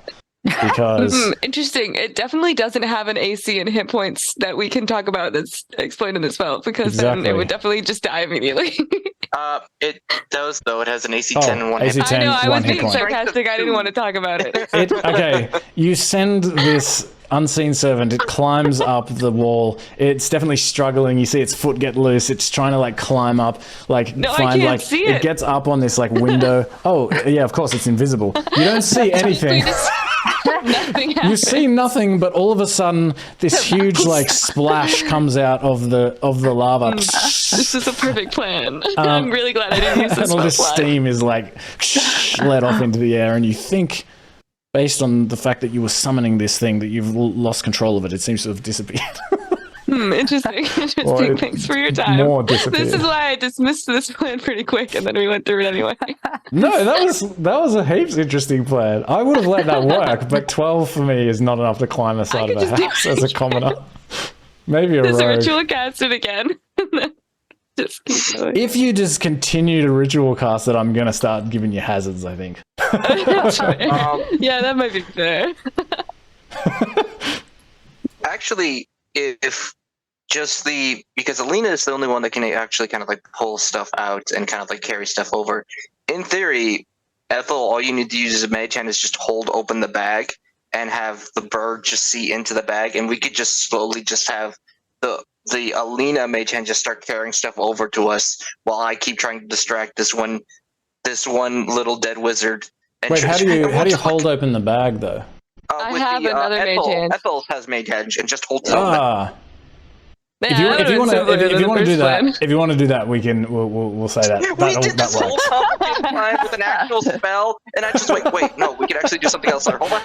I thought about it, but I was like, let's do it. Let's do the little servant. Okay, using that method, you are able to use one mage hand to hold open the bag while the other mage hand gradually pulls out all of these things.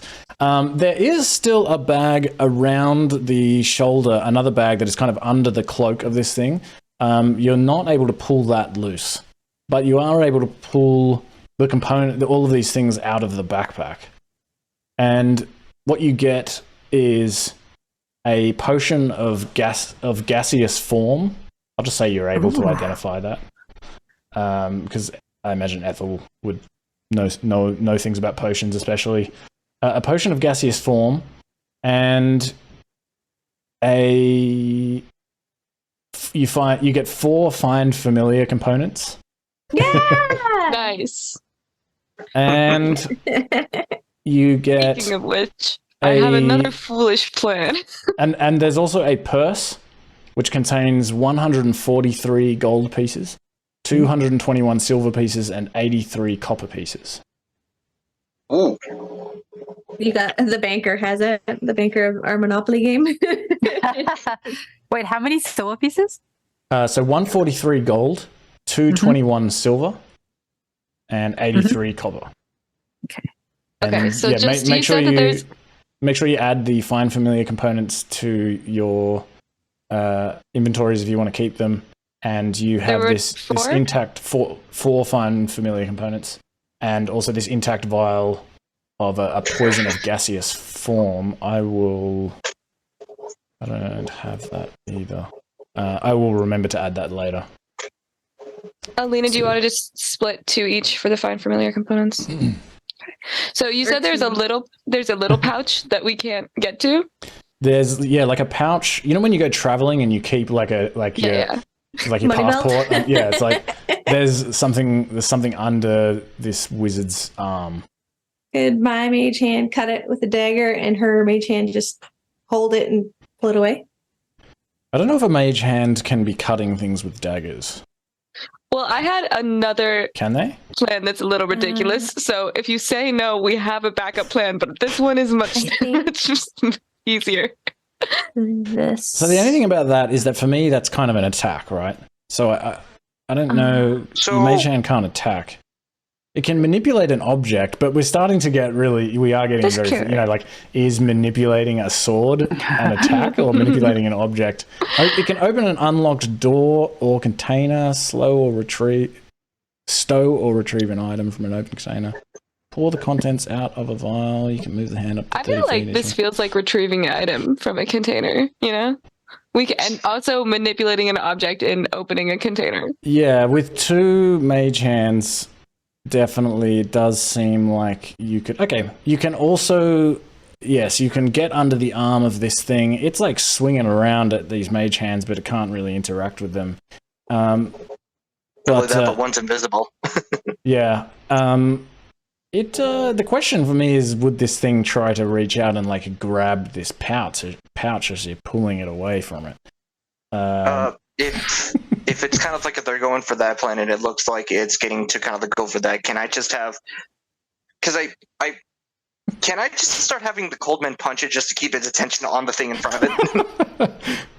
Yes. Okay, you can do that. That will prevent it from even noticing that this pouch is being removed. You also. Why aren't you dead yet? You also find what is a component pouch for a wizard. I'm just gonna drop it to Ethel. Be like, here you go. I don't need any of this stuff. All right, so my other plan was that you can summon a familiar as an octopus in just that space, and I just went, that could get something out of a bag. No, That would have been cool. I could see that one. I just read that whole Plop it on his face, like. and then it could just crawl down. Those things are smart as hell. So I mean, he anyway, would be attacking that familiar though, but yeah. I like Listen, it. I just read this whole list of familiars. Get ready to never see a cat again. We're gonna have a seahorse. I don't know what I was thinking. We have a whole list of fun shit to do. You can have a weasel. All right. And it says you can have the same familiar in a different form, so it's just going to be an increasingly angry cat who's just stuck as a weasel, you know? Like it knows, like this isn't my form. It knows This is that my it's usual not form. correct. Okay, It doesn't want to be an octopus. You have a component pouch, 4 fine familiar components, potion of gaseous form, and a bunch of coinage. Is there anything else that you want to do while this thing is swinging its sword at the cold man, and the cold man's like punching it in the face? Did we let him go to his death? I kind of want the sword. We're really pushing our luck. Yeah, no, but this one's a hard one because he is actually holding it, so I don't know how the capacity is for like mage hand at that point. Oh, I have an idea. Yep. Yes. Okay, if the mage hand can sort of like hold on to that guy's hand, is there any way for me to throw a dagger so that it severs his hand from the silvered sword? I think that the mage hand would be grappling, and it can't do that because it can't attack. I can grapple. You can grapple through the cold man. You can grapple. Okay, and then Jean Lemore, you want to? I don't think you can sever a hand with a thrown dagger. You'd have to throw several daggers. Does I have anyone several have like? crossbow bolts. I was actually going to say, if anyone wants to hand me like a weapon that deals like slashing damage, I can go with a grapple because I can take multiple attack actions and just 2 attack actions. One turn, grapple, slash, and if it keeps struggling to break through, we just rinse and repeat. We're just grappling, slash, grappling, slash, grappling, slash. Just, Oh, I'm sorry. if it, Is if it, like, someone breaks, we finally grapple, asking slash. to use a scimitar? Yes, Ethel, I plead with you to use one of your I scimitars. knew these would come in handy. You pulled them all out like cards, like. No, I pass over one of the less good scimitars. No, I'm just kidding. I'm passing the nicest scimitar that I have. All right. I like that this has gone on so long because I'm really so ridiculous. I'm really loving it. Always bet when items of interest to our offer to the party, but has to be very carefully get to. We will spend hours upon hours trying to get it before losing it. For we It's like are when we went ourselves- shopping for like 4 sessions because we're just like we need stuff, you know. Okay, the only thing is like, how did you say, how will you grab the hand and sword as it falls, if you get that far? Because at that point, I'll just stow the shield. I'll just put it in the back. And since grappling only needs like 1 free hand, because I think that's how that works. Let me actually double check that, because if it's 1 free hand, then I can grapple with 1, slash at the other, and then just rinse and repeat. But who grabs the hand when it falls? Oh, so you're of course, because you're grabbing the hand. Yeah, I'm grappling. So Okay, you are able to use this method to get the hand and the silver short sword. And it takes like several goes as this thing's like trying to push off the cold man, and the cold man's like swinging this like sort of you're like behind it swinging this scimitar, and the cold man is like wielding a black what would you call it, like I forget the word that I'm trying to use, but it's swinging its black version of the scimitar, and it finally manages to kind of break through and like sever this hand, this thing is like cries out in anger, and as you manage to like pull the hand away, and you can get the sword down, as the cold man, you have to like move back like this so the cold man can move back with the grapple. And then you cause the cold man to come back down to the ground, and it is holding the hand and the silvered short sword in it. yeah. Awesome. Now we cut him free and just let the body drop. Yeah, you can like very easily do that, and it falls into the lava, and Would it kill it automatically falling into the lava? We'll say in this case that it does. I mean, it did do a lot of splashing damage to it as well, so it was pretty wounded at that point. Yeah. All right, so who wants the silvered short sword? Me. Just give me back my scimitar and I'll be okay. What are you going to do with it? Yeah. You got a Kanabo warning and a shield. Just in case something went wrong, all right? I am trying to... I don't know where I'm taking this character martially in the future. I think just in case something happens. I'm trying to build up backup plans if, I lose the shield. Okay, I will just... I don't seem to have a silver short sword. I'll need to create one. I did think I had one. But yeah, so I'll just add this into your inventory so that we remember, and I'll add a proper one later. Silver short sword. All right. And with that, you are able to continue on down the street. How long real time did that take? 40 minutes? 45 minutes? I guess because you did a couple of dances. Oh no, you only did one. I don't know, maybe it took like 15 minutes. No, I meant of our actual time. Oh, real time. I don't know. We started around I think 8. For me, it was around 8:30, 8:40. So it took almost half an hour. A little while. All right. Let's take a 5-minute break. All right. Oops, that's the wrong screen. And yeah, see you back here in 5 minutes. Okie dokie.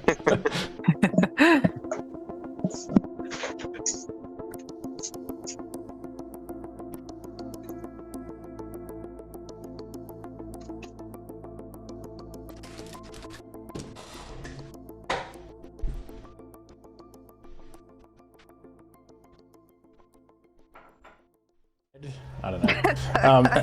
And you approach a cluster of tall brick buildings, very narrow, tall brick buildings. They're all of them are maybe 5 or 6 stories high. They're kind of like apartment buildings, and there's a big wooden door, square wooden door at the base of them, and above them there's just enough space for basically one shuttered window on each level, kind of leading up towards this flat wooden roof, sort of towering above you. And this is where Signora Canzone lives. As you know, Jean Lemore, she lives on the top level of the middle building. And I'll just post this thing that only you can see. Mm-hmm.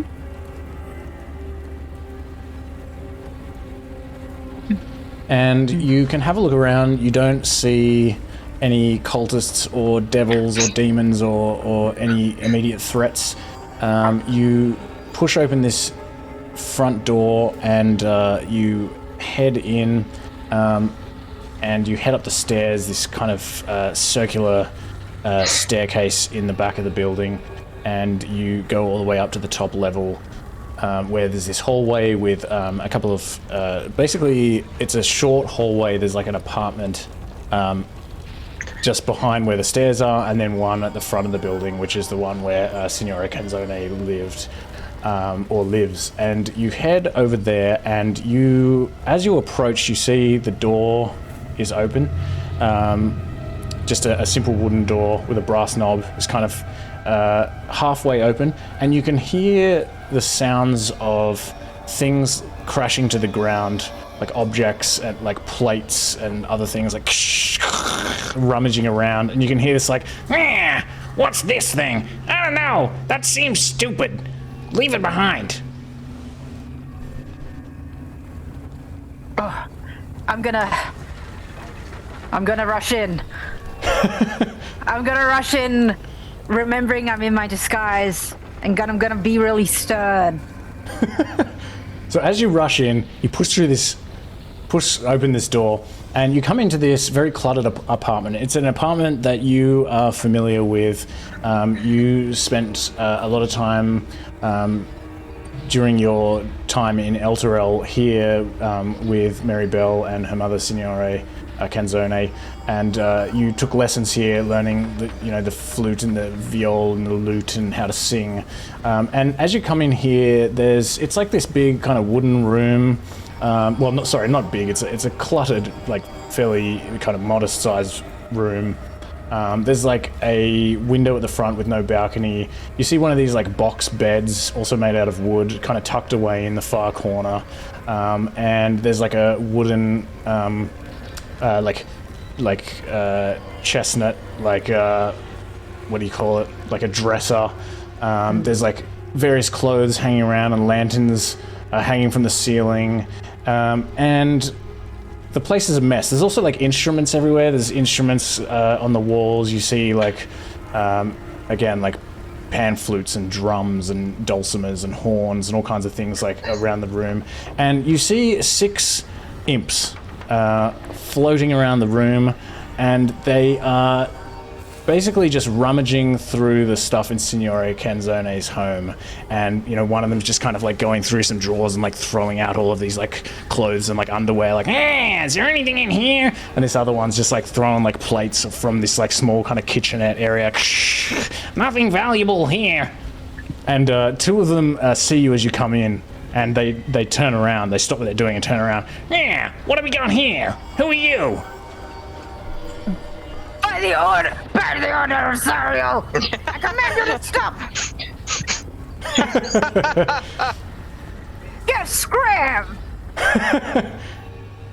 Give me a deception check. I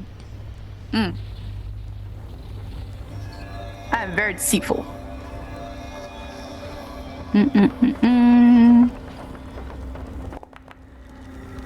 Yeah. Yeah, this one says he's working for Zariel. Zariel? What does she want with this rubbish? One of these other imps is like, Yeah, what are you talking about? Get out of here. Get your own stuff.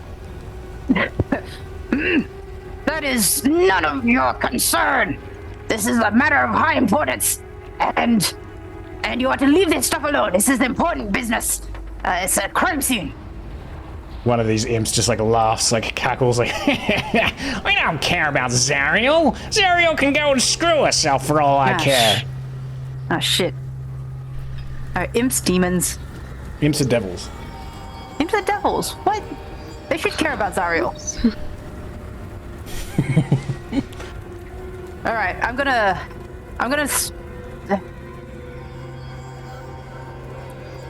Yeah, I'm gonna start like trying to like, shoo them out of here. Like, yeah.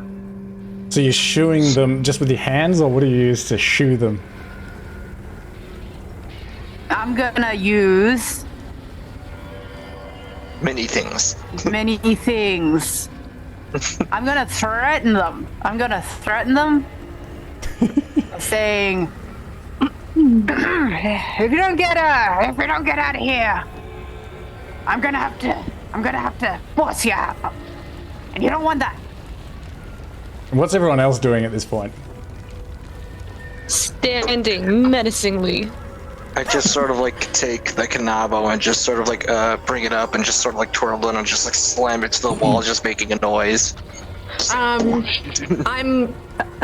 slowly taking the girl off his back and knocking her down the hallway. There is no baby here.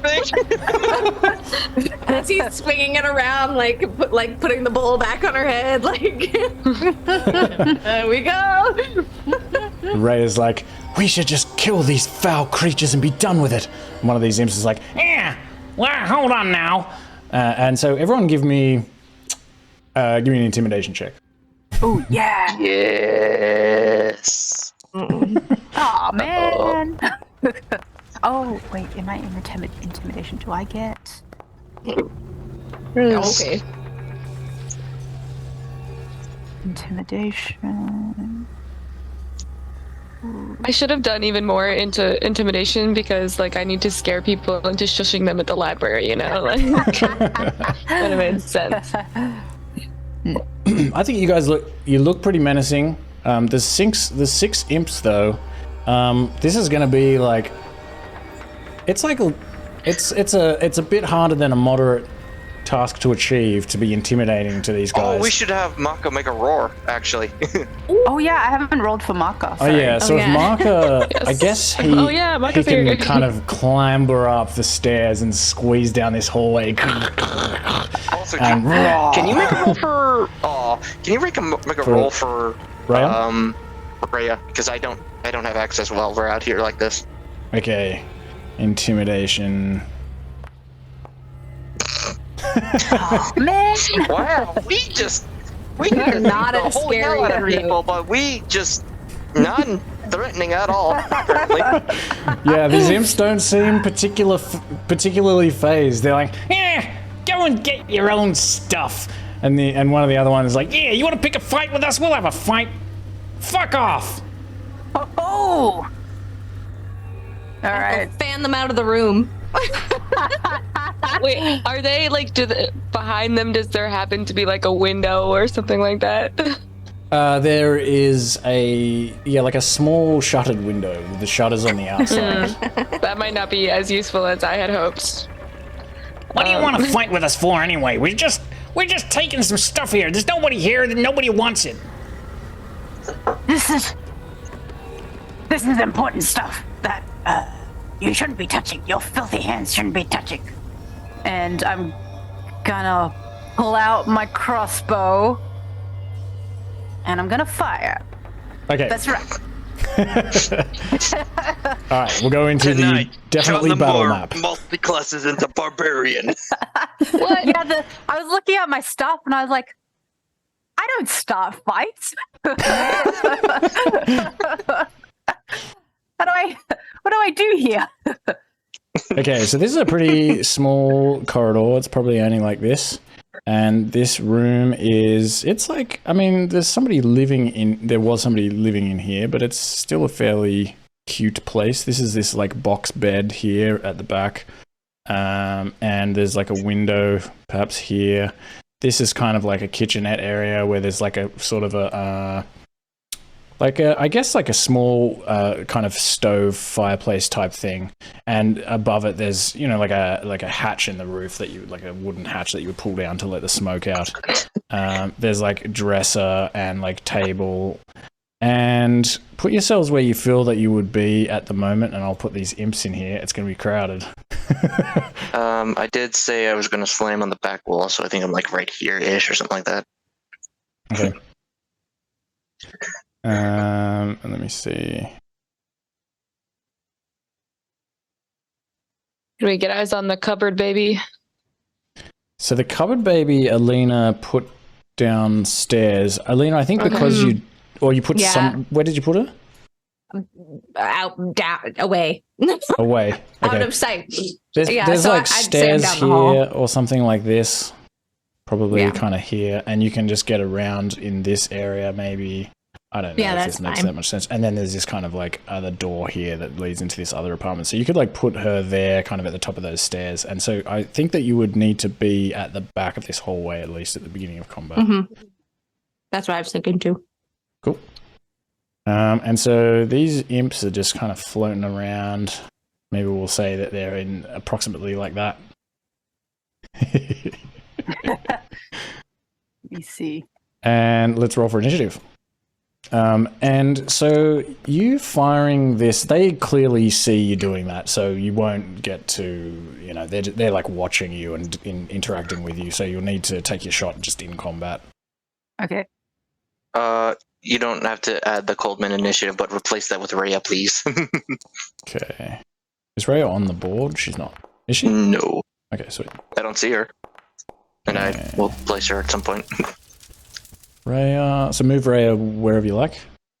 But I think she would have like clear line of sight as she's trying to threaten to kill people, because I feel like she's like, yes, kill the demons. Yeah, Or that- the devils, yes. She was pretty keen on combat. And what was the other thing you said? Oh, the cold man. Cold man doesn't need to be in the tracker. Okay. Still gotta add a Rhea to initiative. There you go. Should be able to see her in there now. There we go.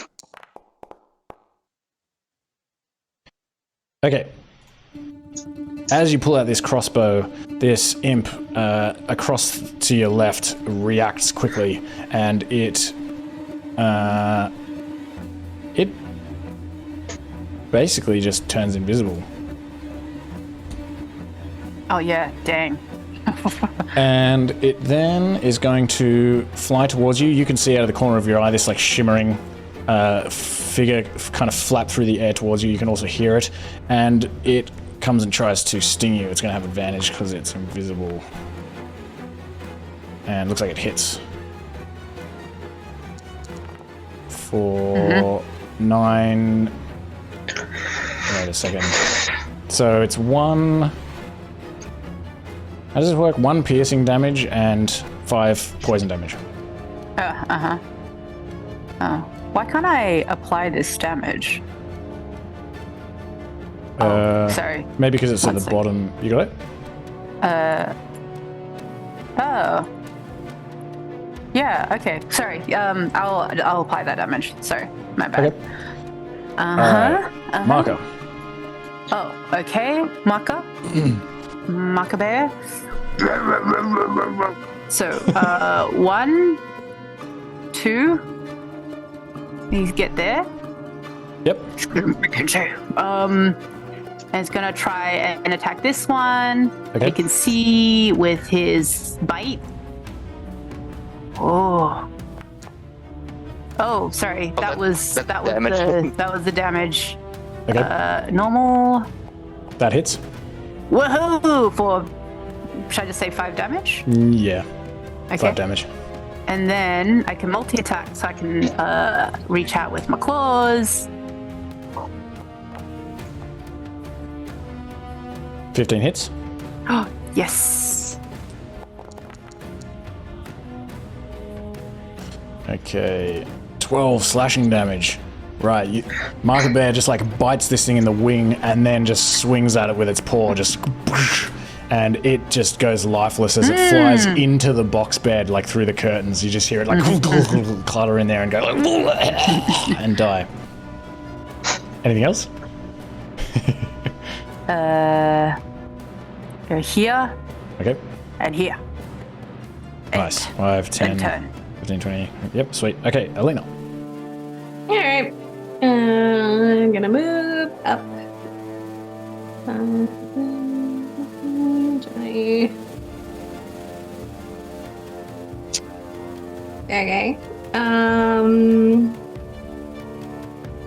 I guess I'm gonna use my short bow and shoot the one I can see in front of Jean Moore.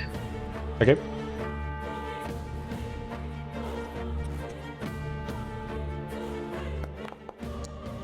So is that this one here? Yeah, misses anyway. Yeah, misses anyway, yeah. That is all I can do. Okay. This imp here will also turn invisible.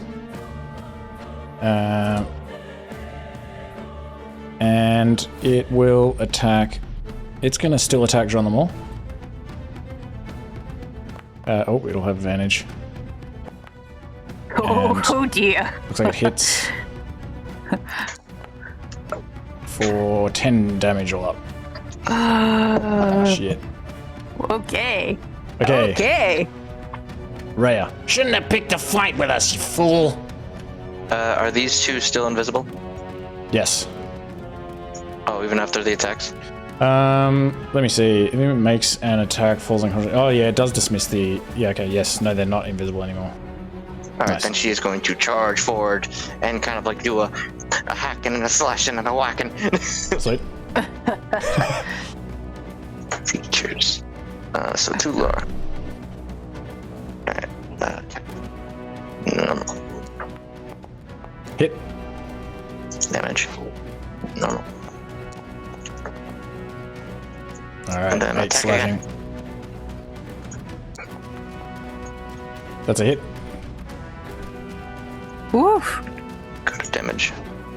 Normal. Nice. She just chops off its head. Falls to the ground. Alright, then she is going to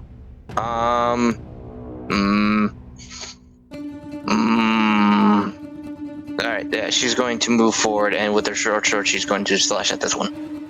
Okay. Yeah.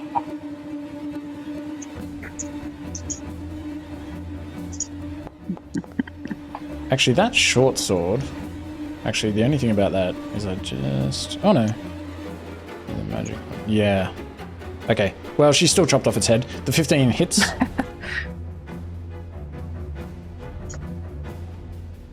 But yeah, I forgot the magic damage resistance. 9 damage. So we'll take half of that.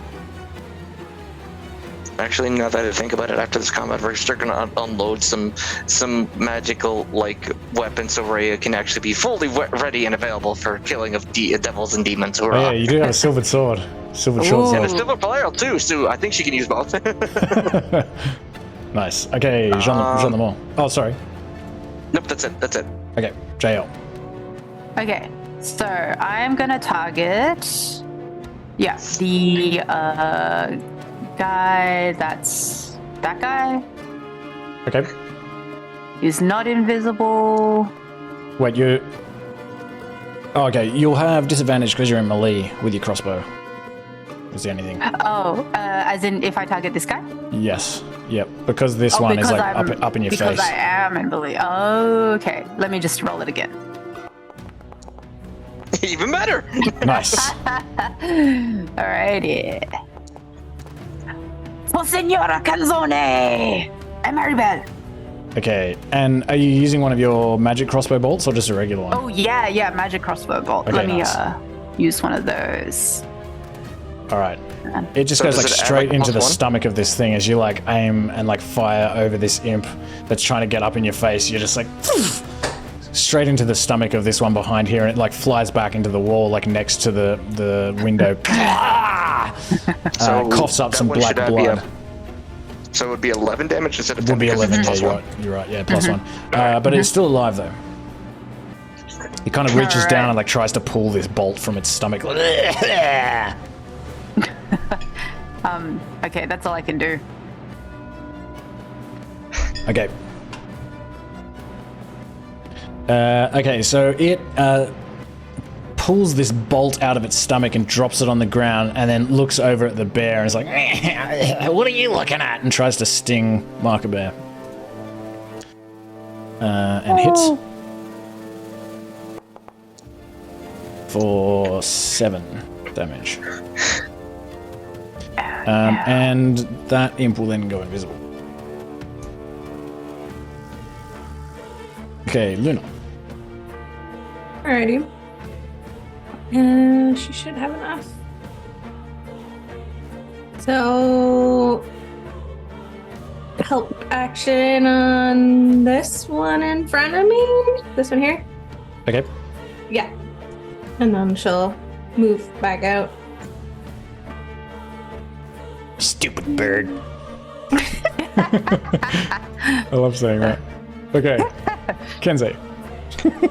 So yeah, we're going to use a little bit of movement, and we are going to use the bonus action to create echo, and we are going to make one right here.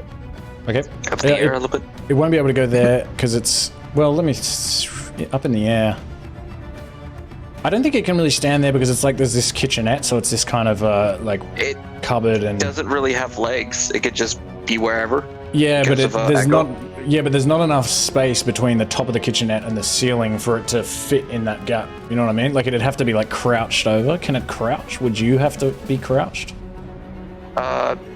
I would assume no, it's like the thing. Yeah, it's so. Okay. So. It is kind of like a moving person, right? Like I guess it can crouch without you having to be crouched. Maybe it can do that. I'm just assuming just because of the way the particles work, it just fits in the space that it can. Because it's just sort of like a formless thing. That I just mean, that would mean that slightly it could resembles go it. through like keyholes and things, though. You know, like I don't know. I'll say for this moment that it can get up, it can crouch up there, it can fit up there. There's enough space. That seems Yeah, fine. just all of a sudden from the shadows it just comes out. And we will start whacking this thing. Inventory. Oh, there it is. I can't see. I cannot read today. All right. So attack. First one with advantage because of the thing. Yep. That hits. Nice. Cool. 12 Yes. bludgeoning.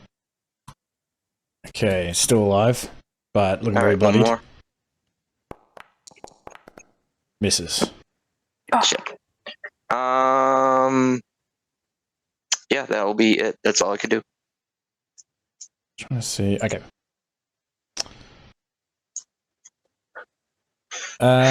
It is going to just reply in kind and try to sting the cold man back. Misses. And it'll then go invisible. Yep. Okay, Ethel.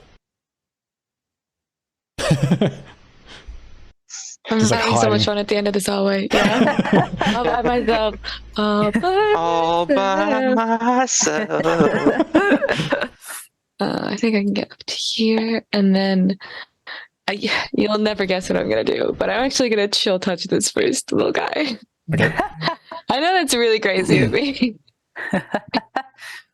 Yeah, chill touch, which is necrotic rather than cold damage. I didn't Miss. do it.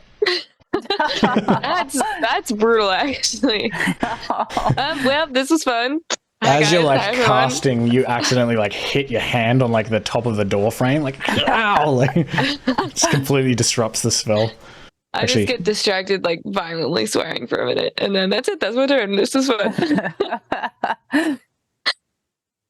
Actually, it's only somatic component.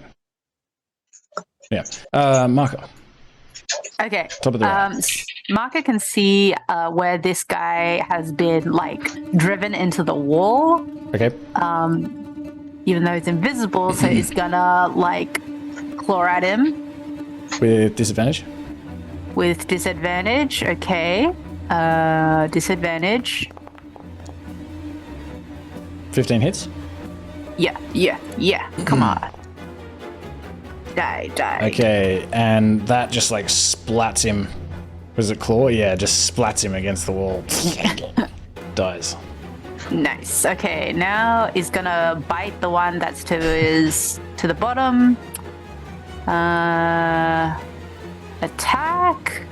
Normal. Probably with flanking. Disadvantage? Actually. Flanking, Oh, okay. but that's So- alright. You still hit either way. Great.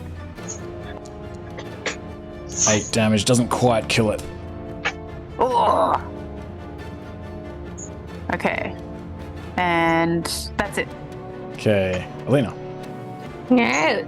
I'm gonna try to kill the one we just shot at, or he just bit at. Hopefully. Mm-hmm. If I can't hit anything.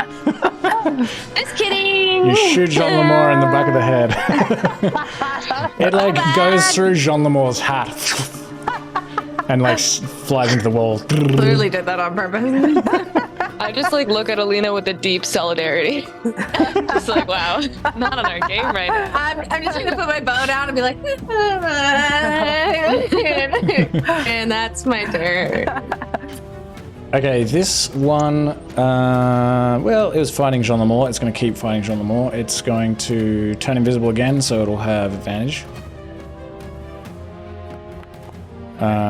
Hits. No. You're low. 8. Oh, you go down as it stings you in the chest. Uh-oh. It comes invisible as you feel this pain go through your chest, and it's just like laughing down at you, like, take that. Rhea. Shit. Take this, you foul fiend! As I unleash my black attack. No, you take this! That hits. Alright, and that one cleaves it in 2. Alright, she's gonna like step into here, step back, see kind of like where like the cold man is like engaging previously, and he's gonna just try to swing everything violently in this sort of like direction. Alright. Just sort of like, just kind of like limbo wipe it. So another attack with disadvantage. Where did you go? There we go.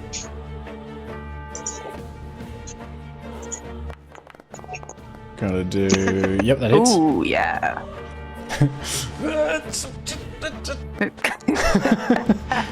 That is enough to kill it. She slices it up, and we're out of combat.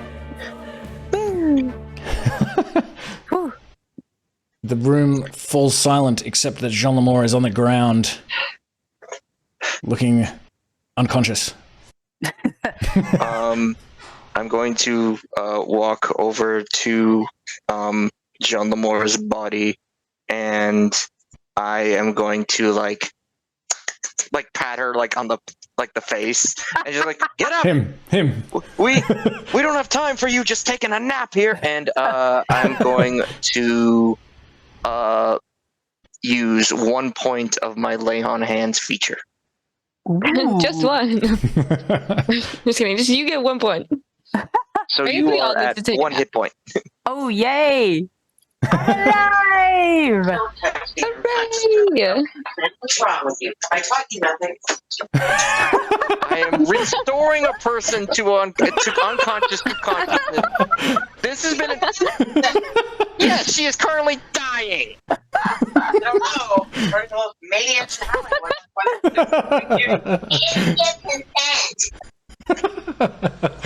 Love you. Goodbye. Oh. Okay. I'm gonna retrieve Comfort Baby and place her back in her satchel on his back. No. Oh, I forgot Thank you, Lulu Kensei. in that combat. Oh. Maybe she was shit. still like coming up the stairs. She was guarding the baby just to make sure nothing. Yeah, she was guarding the came baby. Oh yeah, okay, sweet. Babysitting Yeah. covered baby. Yeah. Good. There's so many bloody NPCs to add all the time. I'm like, okay. Don't worry, guys, I got this. She's safe. Thank you, Kensei. I feel slightly restored. Slightly. Thank you for coming to fight against these terrible imps that are rummaging through my wonderful Marybelle's house. I just wanted to know if there was some sign of her here, and if they messed it up, it would be gone. I Yeah, think so we've you- thoroughly trashed this place with the bear trudging through. Yeah, the place is trashed. The imps were trashing it. You've trashed it. There's these like imp corpses lying all over the place with like black blood spattered everywhere. But you see like plenty of signs of Marybelle. She lived here. She just shared the bed with her mother. It's a pretty small apartment, and they were running low on money after many years of Signore Canzone no longer being the famous musician that she once was.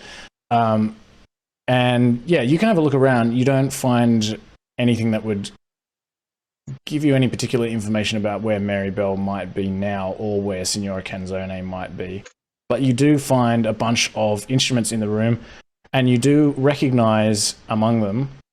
So you there's some bagpipes, there's a flute, there's a pan flute, there's a hand drum, there's a dulcimer, a horn, a lyre, a shawm, and a viol.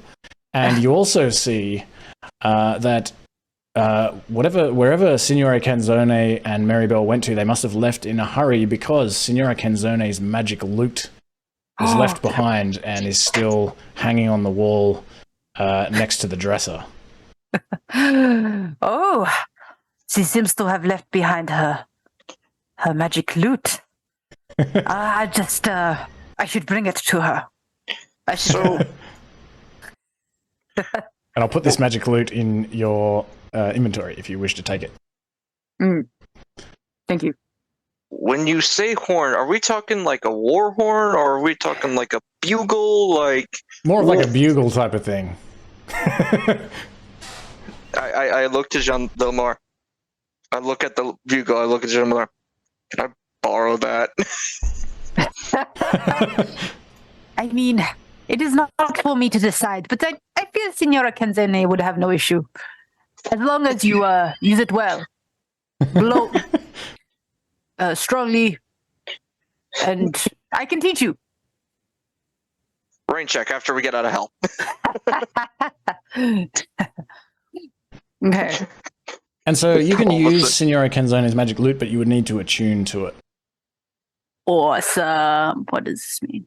I am totally fine with taking a little bit of a short rest because you have Yes. been morally and mortally did F up. Bloody imps. You definitely feel that if you were to close the door now that these imps have been slain, you didn't see any other creatures on your way up, that this would be a safe place for a short rest at least. Mm-hmm. As you don't know about a long rest, but Anyway, we could take at a least it would be safe for a casual- short rest. Just like 6 hours for me to learn a spell. Anyway, because guys, I forgot I have a scroll of sending, and I can get that now, and that would be very useful if we just want to casually spend 6 hours on that. You do What is it? hear, as you pose this question, you feel the ground rumbling and like a couple of like gold leaf decorated plates that are hung above the kitchenette like fall from the wall and like shatter onto the kitchenette. You're just trying to crush my dreams of getting a cool spell. We will, Get it, we will whatever. try to see if we can succeed on a rest when we actually get to more stable ground. Well, I think you can split up the time that you learn a spell, so I can, however long we spend on a rest, can count towards that 6 hours. So we can get it down some. If we do 4 hours, that's equivalent to 8 hours for me. So it works. How long does a short rest have to be? Like, what's the minimum length? Hour. 1 hour. Gotcha. So that's a big difference. That's a lot of hours that we are. That's going to be a lot of hazard rolls being rolled in our direction. Look at his face. He's so excited to hurt us. Oh, yeah. Spend 4 hours here. That's a great idea. Evil. It might be fine. Look at his face. Yeah, when the DM smiles, it's already too late. All right. I guess we can It's do a a bit of a 1 tell hour that you rest. can see my evil grin now when you No, we could hear the evil grin You can- before too. We can see you. We can all see you. Okay, well, if you want to take a short rest, go ahead and do that. That's fine. Nothing happens during the short rest, at least. I can also do the Song of Rest, which would give people an extra 1d6 hit points. That would be great. So quick question because I have,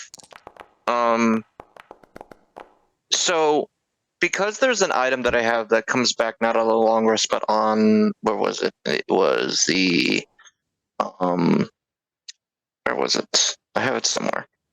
Oh, yes. So because I have the clockwork amulet that's only used once until like the next dawn, will you inform us when that would be recharged, or since we are in Yes. hell that? Okay, Yeah, I'll let you know. I'm just making sure. All right, cool. Yeah, I was already Just thinking. making sure. And actually, that reminds me, you can actually only take a rest once every 24 hours, and you haven't been here 24 hours since landing from Traxagor, and you took a rest, like you woke up and basically cast the ritual and came here. You don't feel like it's been 24 hours. Okay. Well, time is weird here, that's for sure. Time is weird, yeah. Alright. But yeah, Just make sure. if everyone has taken a short rest, I'll take us back to the Elturel map. Is that 3 of the extra d6 that we get from the Song of Rest? Yep.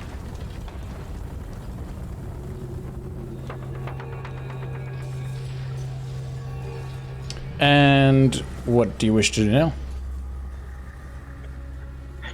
There is but one final place we could check, if that is okay. It is the Maiden's Tears. I feel like if we keep going from place to place, we're going to be swimming in Maiden's Tears with everyone getting fucked up by shingles. But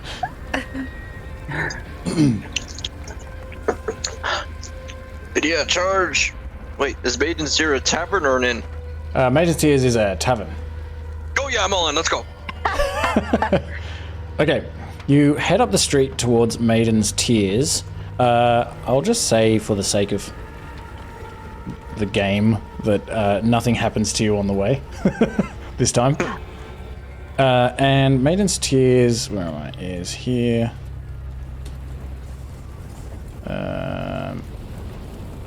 Maiden's Tears.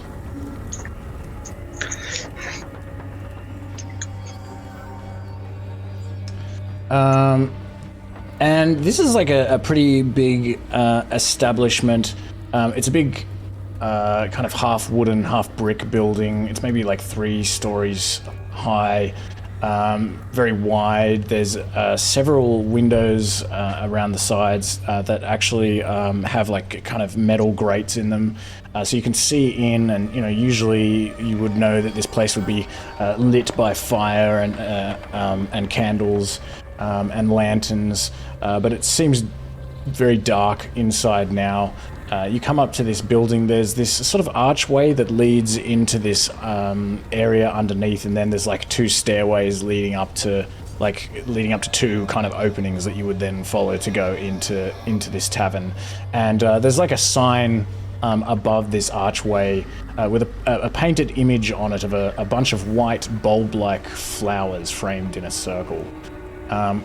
And you don't see anyone around, and you can like kind of head up these stairs and head inside, and you come into this very large open area. Jean Lemore, you're very familiar with this. Actually, I have another one of these little, only for your eyes. I think it's kind of a bit repeated.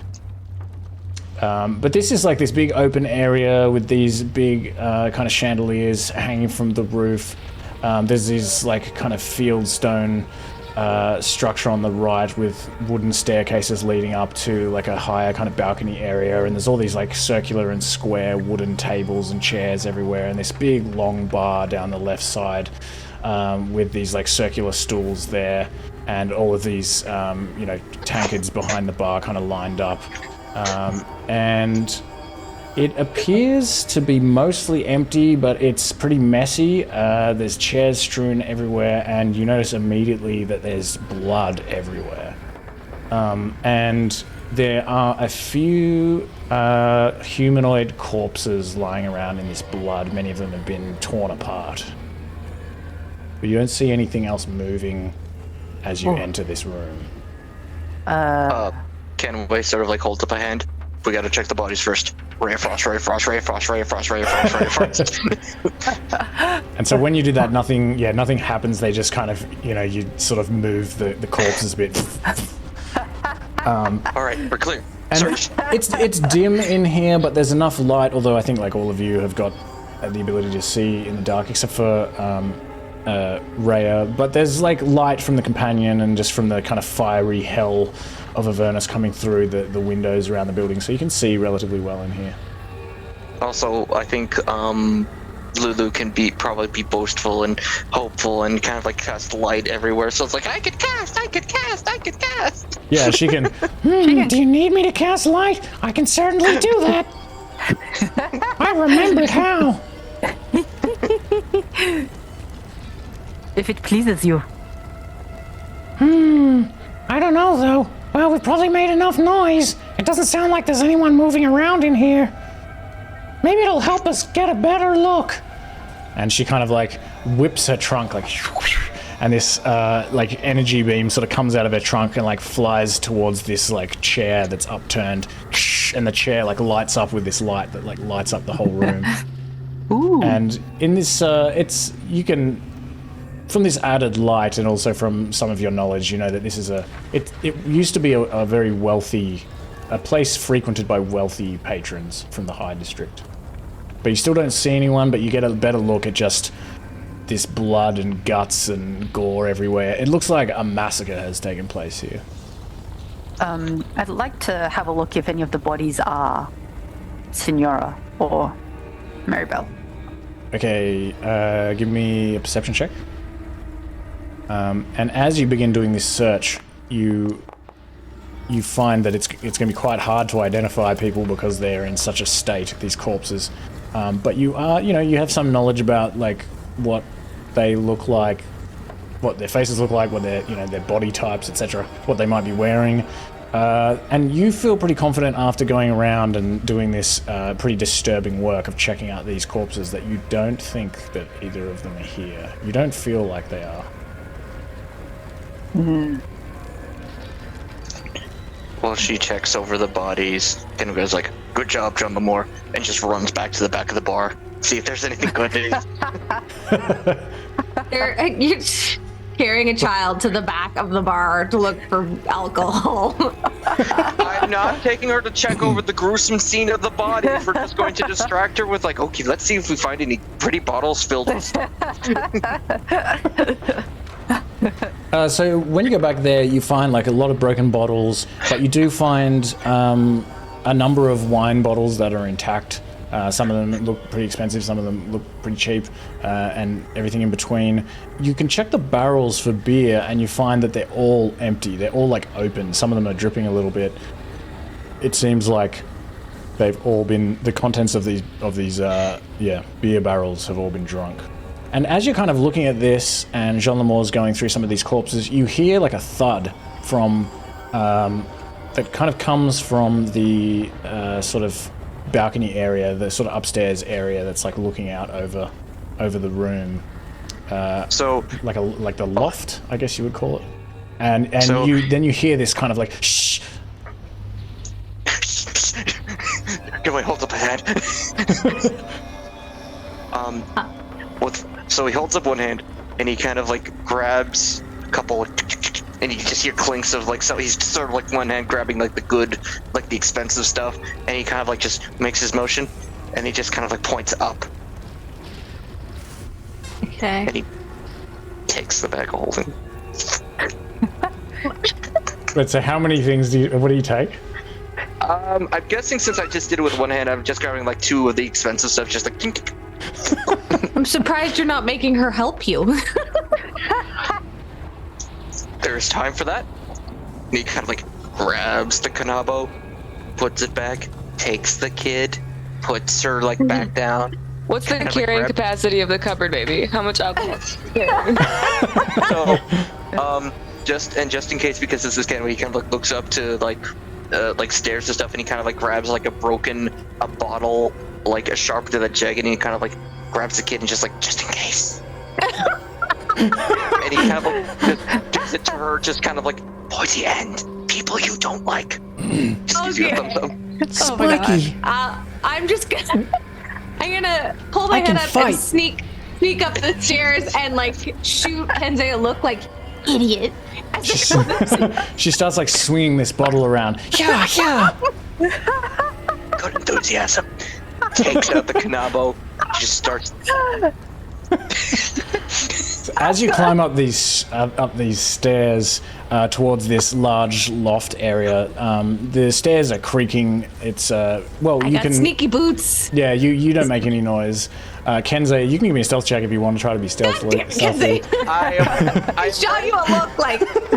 I am letting her kind of like get up the stairs, and just when he kind of like that, and I'm just sort of like standing at the bottom. I'm giving her like half a minute, and then I'm following. Okay.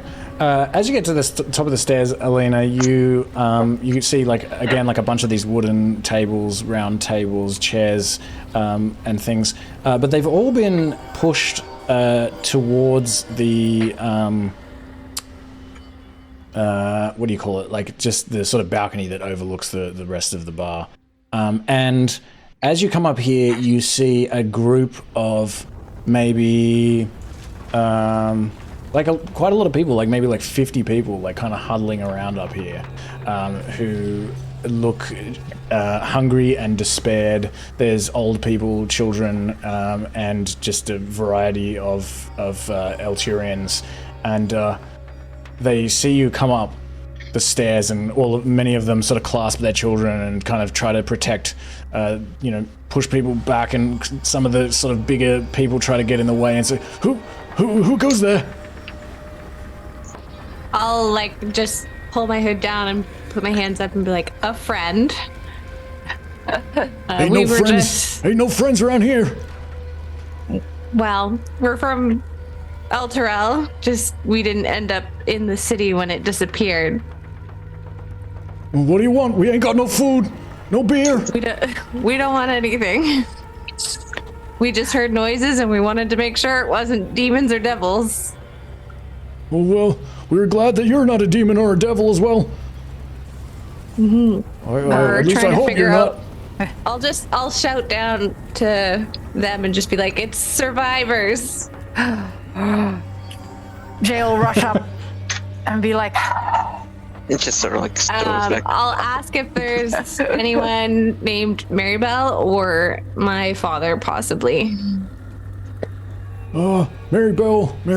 Can't think of anyone by that name. What does she look like? What does your father look like? I'll describe my high elf, moon elf father. Okay. And Marybelle, I'll leave to Jean. I can't possibly give the description. They could do her justice. Yeah. a long.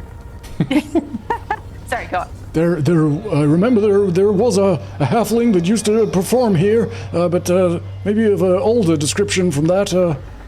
One of the other people is like, oh, I remember a waiter that worked here that fit that description. Another person's like, oh yes, I think I remember Marybelle.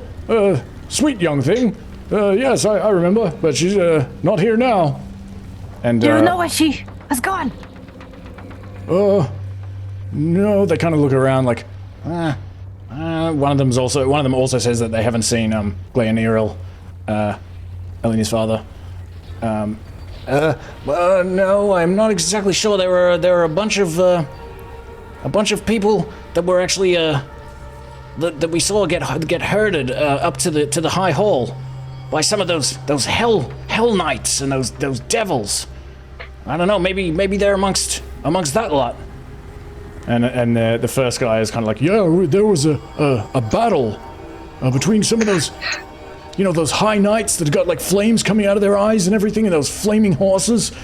There was a battle between them and some flaming fist and some other folk. I didn't recognize them from I don't know, from somewhere else. And a lot of them, they fought bravely. We ran into here, but looked like we saw from out of some of the windows that most of the Hell Riders were killed, and we think this woman interrupts him like, yeah, we saw them herding the people to the high hall. Do you know why they were herding them there? What purpose? No, couldn't tell you. Oh, they don't speak to us. We just try to stay out of the fiend's ways.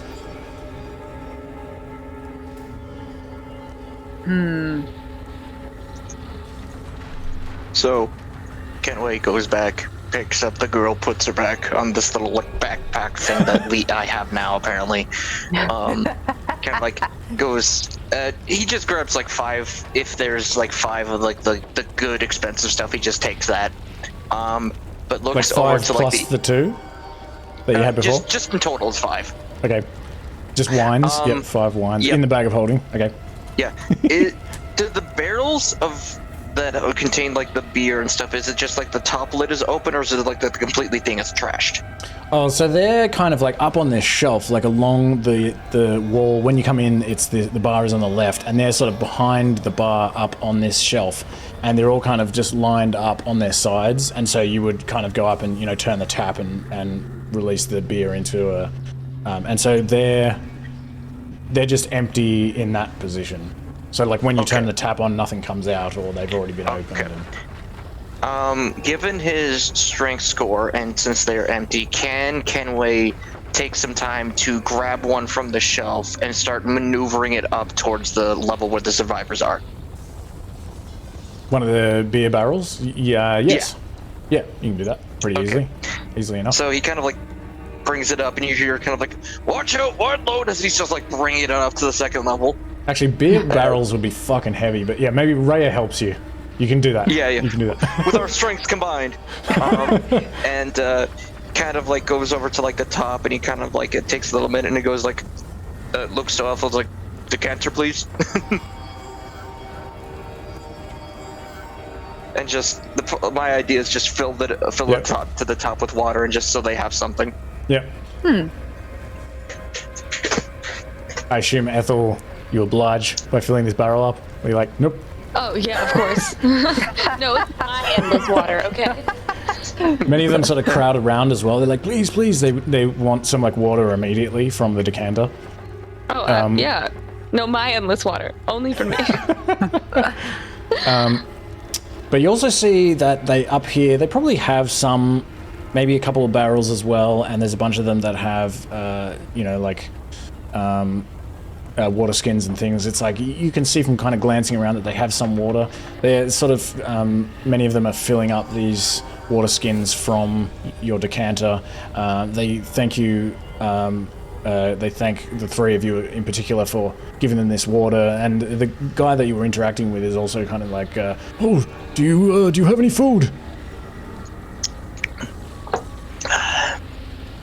That is the one thing we're starting to run low on ourselves. There is a bunch of food downstairs in the basement. There's a few of us down there, but I don't know. We're worried about running out. We could probably survive on that for maybe a couple of weeks, but we don't even really know how long it's been. We don't want to run out. How long has it been? I don't know. Like a week? Yeah, It feels like about a week or something.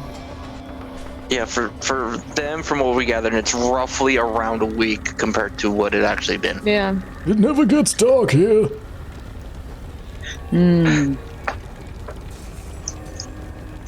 So, back-up holding-wise, we only got, like, ration-wise in that one. We only have, like, another, like, 2 weeks left. For one person. Yeah, for, like, one person. Yeah. So We're hey, very you low. got more food than we do. Okay, we understand. Listen, we're trying to get some sort of, like, we're trying to scout out this region to see if there are any more better places than on the other side of the bridge. So once we figure something out, we'll come back and see if we can get a whole mass of people, because they have been having a survivor camp over at what's the place name? Shirar's Market. Oh, we did send some people out to see if they could scavenge for food in some of the nearby houses a couple of times, but it's very dangerous work. And actually, some of them didn't return. But we can't get past those bridges. There seem to be... Did you come from over there? Yeah, we bullshitted our way over here. Must be good bullshitting. They actually, it just occurs to me that you're all wearing, it's like, I guess you would have taken at least your gold mask off, Jean Lemore, I imagine. I think we would have been yes. like, look at my sick disguise that I have, you know? They kind of like look at some of this cult-like gear and nod like, that's brave. Yeah, I couldn't do that. Oh, no, sirree.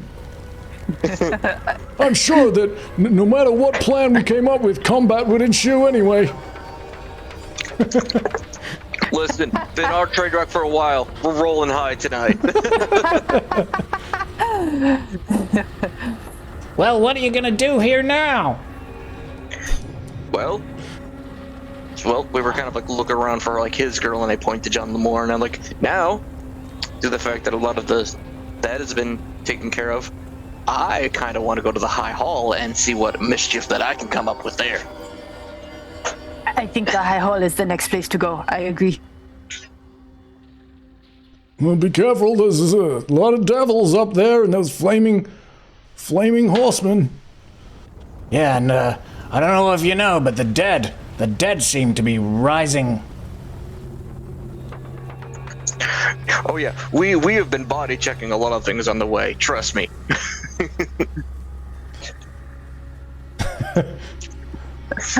Well, hopefully hopefully the High Overseer will know what to do. Rhea kind of like looks at you, Kensei, like gives you like a sidelong glance, like, should we tell these people? Maybe we should just not tell these people. And I just sort of like going like, eh. She nods. Any of you still? Do you have the best ones, the capable of like fighting? Do you have stuff to defend yourselves with? They kind of hold up like table legs and clubs and various. One of them's got like a big dagger and this sort of thing. All right, I'll take that as a. Well, if you have any weapons that would certainly be of great use to us. I give them. I have 2 daggers in the bag of holding that I don't think we're going to use. I have a whip. Actually, no, I'm going to keep the whip because it's been useful, and I have a scroll. Scimitars. Scimitars. What? You want me to give up my scimitars? I mean, maybe it's time. Anything would be helpful, miss. Okay. Yeah, I will give them 2 daggers from the bag of holding and the skull flail that I am holding. Okay, I'll remove the 2 daggers from the bag of the whole of Yeah, I guess I can give them a skull flail that I also have for some reason unknown. I don't know why I've been collecting weapons. But also, while we're depositing of items, just so that Rhea actually can do a shit ton of damage, I give her the silver skull flail and the silver short sword. Okay, sweet. Alright. So now she can really run through hell and cause ultimate carnage! Yeah. And I guess I'll give the 2 dragon claw scimitars and also 1 other scimitar, but I'm keeping 2 of them. Okay, silver short sword. Okay. Cool. Nice, because she had a short sword, so that works out, unless she... Well, we can work that out anyway. So Ethel, what was the last thing you were giving away? Oh, I said the 2 dragon claw scimitars. Okay, I'll remove them. And then the 1 other random scimitar, like... I have 3, said I would sacrifice 1 more. Okay. They thank you very profusely. Thank you so much. Does anyone know what's happening here? Yeah, ever since the force wave, there's just been these monsters everywhere and lava and fire and... So, take a seat. This is going to become to a surprise. You are in the first layer of hell.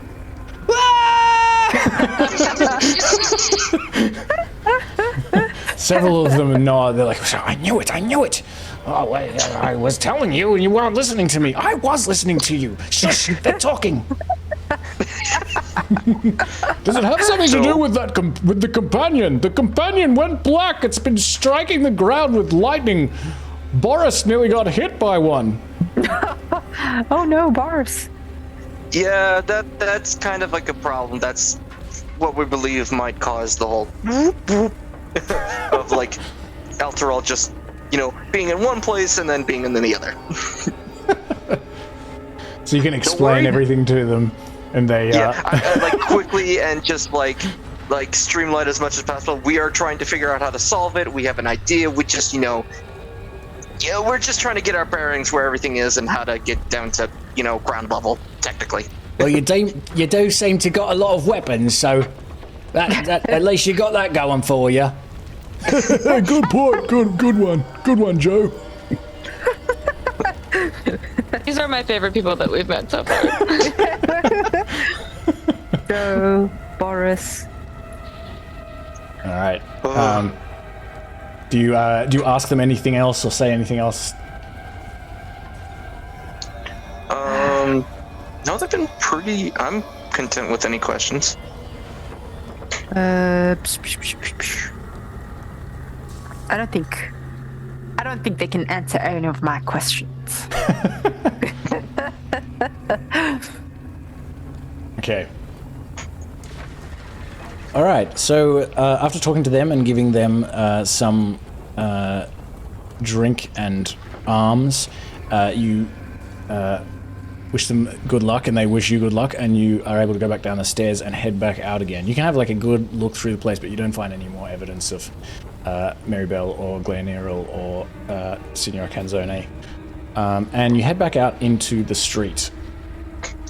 And I assume that we're going for the High Hall. Hi ho, hi ho. To the high hole where we go. Hi ho, hi ho, hi ho, ho shit. Do you think this is the place that we'll be able to spend maybe 5 to 7 hours? At this intersection? No, I meant at the High Hall. Oh. I just realized that sending could maybe solve a lot of our problems, and I can't believe I didn't notice that I had that scroll before, so thank God I spent some time going through my inventory. Scroll of sending? What is it? Yeah, you can learn a spell from it. So that's useful. I didn't know that.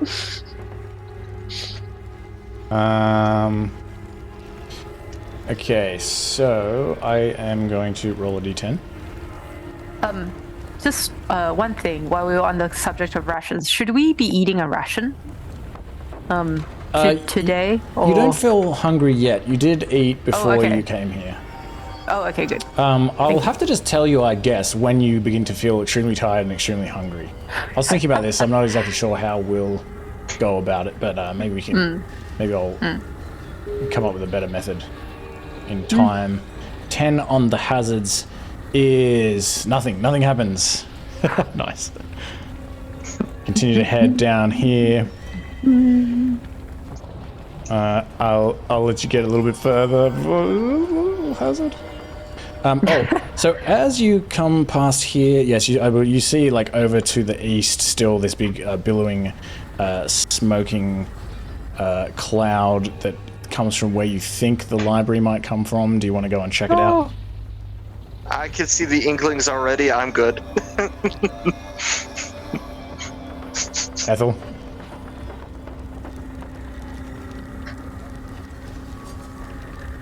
Ethel? Are you there?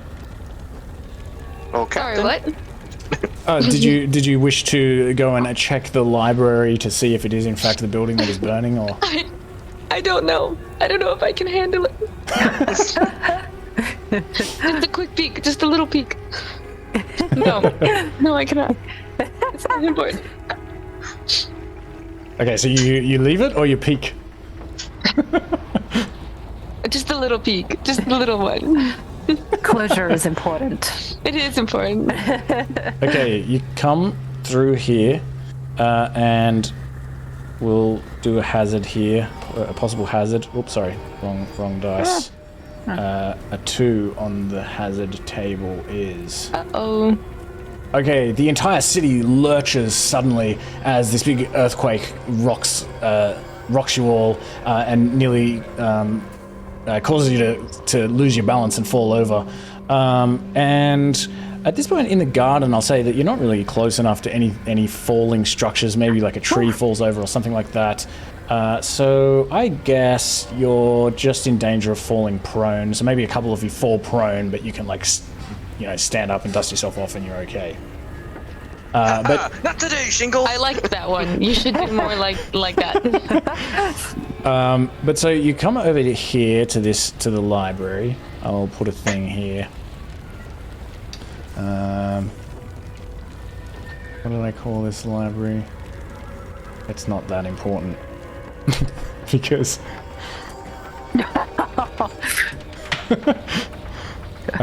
so the library of Elturel. Yes, this building, as you approach, it's this very large 2-storied, building made out of big, pale bricks or like slabs of big stones. And this building it looks like entirely on fire. There is like huge amounts of smoke coming out of the windows, and there's flames leaping out of all of the windows as well and lighting the roof up. And yes, this thing is like definitely fucked, and there are no surviving. I can't believe you encouraged me to come have a peek. Books would you like to come have a peek? Oh, just around the corner. I think Ethel takes a moment and she just stares at this building, and she looks down at her decanter of endless water and up the building at the back of the water, and then just goes, "It's not. I can't fix it." And just like, this is somehow we've just. Ethel has broken in this moment. This is the worst thing you could have done to her. Oh no. Oh no. Gosh, it's like kill her whole family, but a library? I'm just kidding. Don't do that. I'll be upset. I think Ethel just kind of sits down for a minute. She takes a moment of silence. Amazing I'll take off my hat. grace, the sweet, the sound. Okay. Okay, we're good. Now we're good. I'm good now. A beautiful tribute.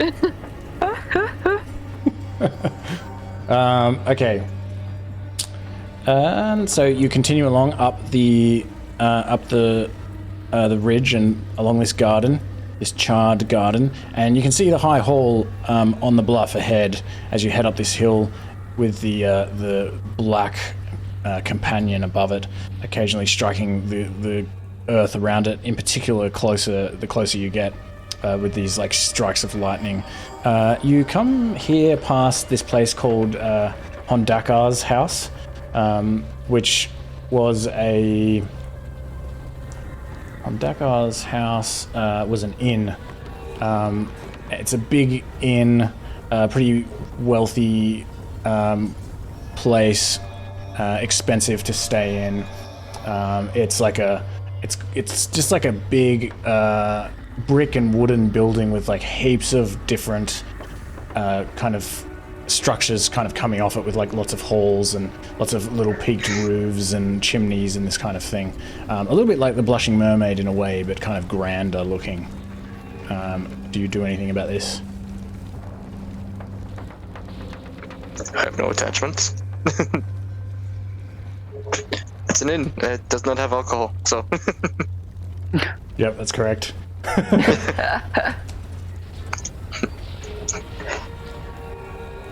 Nothing? I feel like you're asking me because I should be thinking of something to check in here. No, it's a location. My brain is tired. As you walk past this building, like you don't see anything in particular about it that calls to you, but I don't know if it's just up to you. I'll just It's go a peek in location the that you recognize. windows. I'll just like go look at the windows. Yeah, you can't just tell me about a place and expect me to not be curious. Look in the window. Okay, you sneak up to the window. You kind of look through a couple of these windows, and these windows actually in this place are made of this kind of smudgy glass. It's a very wealthy establishment, but it has glass, and you can kind of look into a bunch of pretty dark rooms on the ground floor that you think are probably where people would stay. But you can also find like the front room and look into there. And you see that it is lit in there. There are some, what looks like maybe candlelight or torchlight or something like that. And the glass is like pretty smudgy. It's like hard to look through it, but you can see maybe some people moving around in there.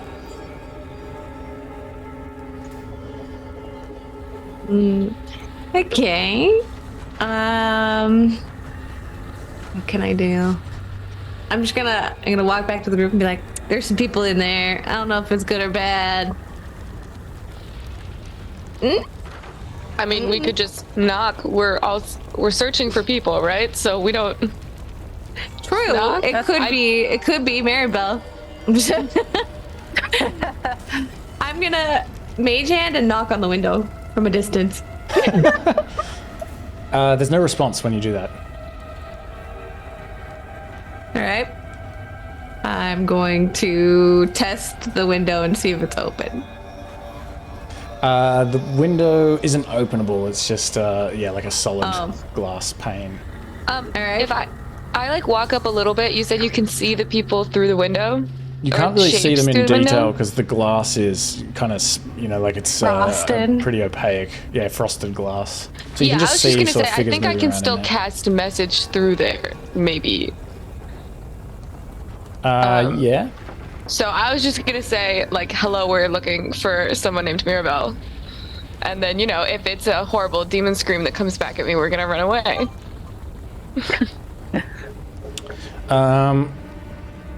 Okay, you just hear...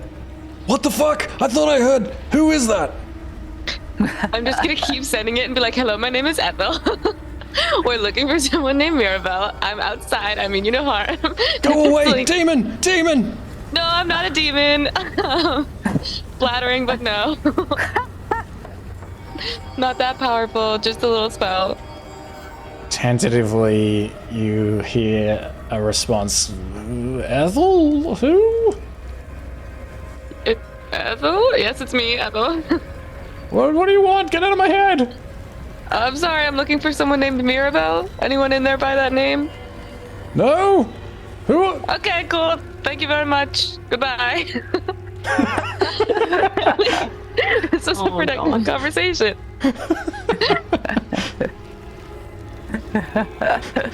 I just pat each other more on the head and I'm like, I'm so sorry. What that been? Did you ask their names? No. Oh. Can I ask? I go back, I'm like, hello? So sorry. I forgot to introduce myself. What's your name? All of a sudden you lose the connection as this the figure that you're kind of communicating with sort of moves out of your line of sight within the room.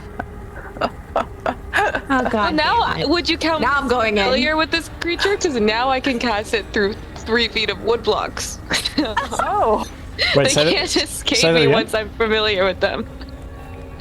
Oh, like once let me see. Yeah, once you know them That's a or you special know sword where they that looks a are, bit then you can familiar. cast it through more solid objects. So And no, it is beyond the barrier. Magical silence, Yeah. 1 foot of stone. they can't escape me.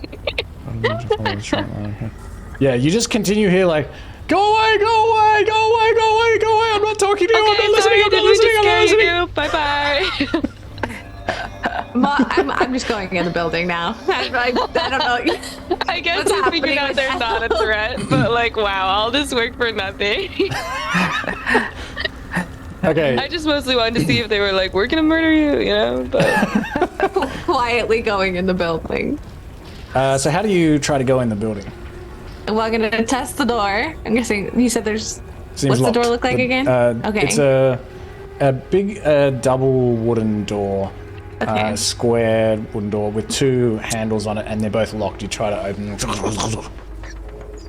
I will pick the lock. Okay, give me a sleight of hand check. This is probably pretty easy. Yeah, you definitely are able to pick this lock. And you can turn and open this door, and you see some people in there kind of standing around like awkwardly. There's what looks to be maybe about like 4 Hell Riders standing in the room. And there's also a flaming fist who's like standing behind the front desk. As you kind of come in, you see another room that was like similar to the previous inn that you were in, Simbrel's house. It's a bunch of rugs on the ground with like very expensive looking chairs and couches, and there's this like wooden front desk kind of up against this stone wall with like paintings on the wall.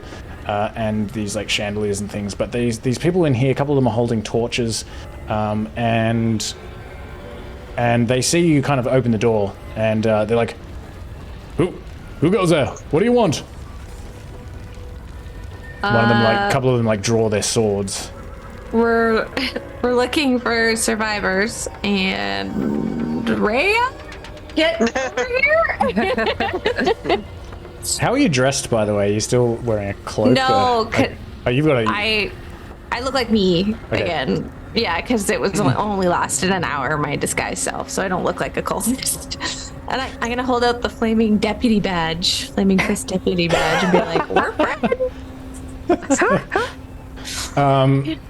And Rhea comes over as well, and they recognize her. Let me see. What was her? I'm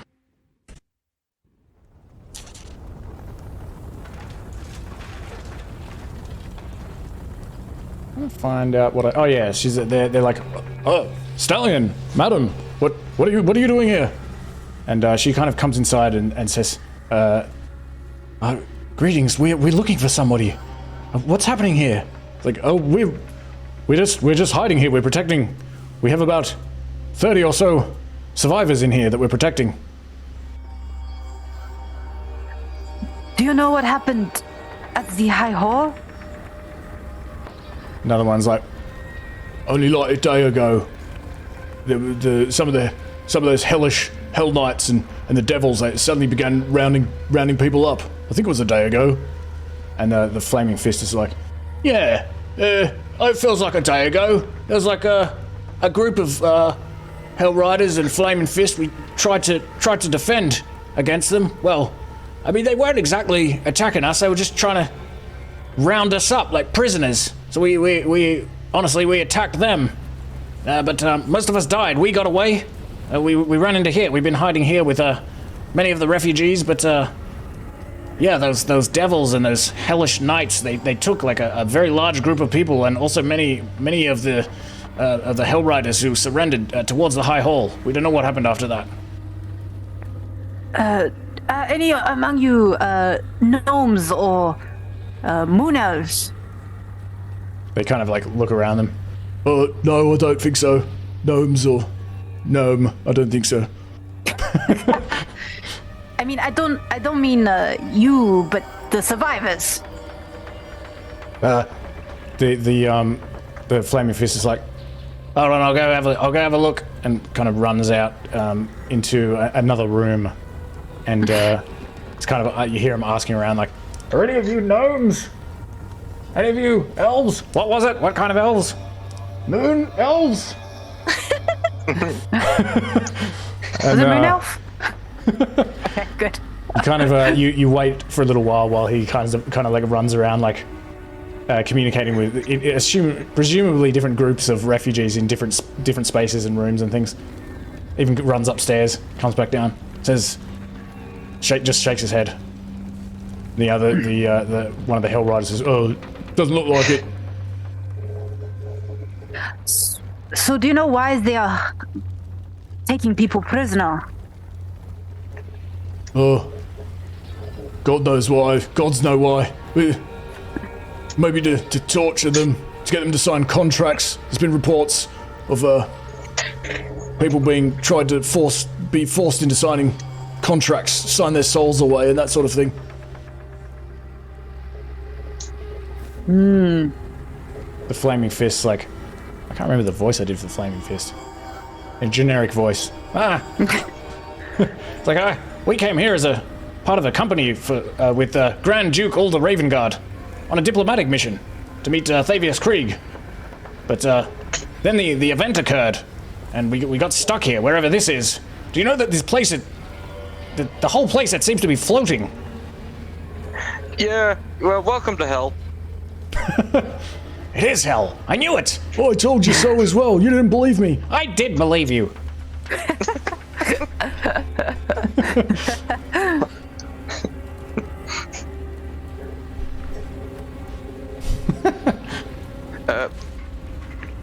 So, like, resource-wise, food, water, how long do you think you got here? He looks a little bit uncomfortable, kind of like looks between the other people in the room. Why? What do you, nothing? We don't have anything? I point to Ethel. We got a person that can really give you water if you give them, like, a storage to contain it. Oh, we could always do with some water. Wow, water. All we've had is cheap beer, which we stole from the tavern nearby. Shush! Oh, come on, nobody's gonna care, especially if we're in hell. Oh, that's a good point. I mean, when in hell? A couple of them go into a back room and then sort of like roll out this big barrel again. Another one of these big barrels. Well, we would certainly appreciate it. What are you, some kind of wizard or something? Ethel? Oh, I was just gonna say, I have a lot of water, and I'll just start, like, slowly pouring it out of the container and just, like, keeps going. It doesn't end. I'm assuming it's a small container, right? So it's just... The decanter? Yeah, it's like a small decanter. And it just Yeah, I keeps guess it's going. like pretty small. Like they bring like a It couple just more never barrels ends. out. You'll like stand Yeah. around while like Ethel's like filling these barrels up. Damn, I did buy this thing as a joke, and it's been shockingly useful. So.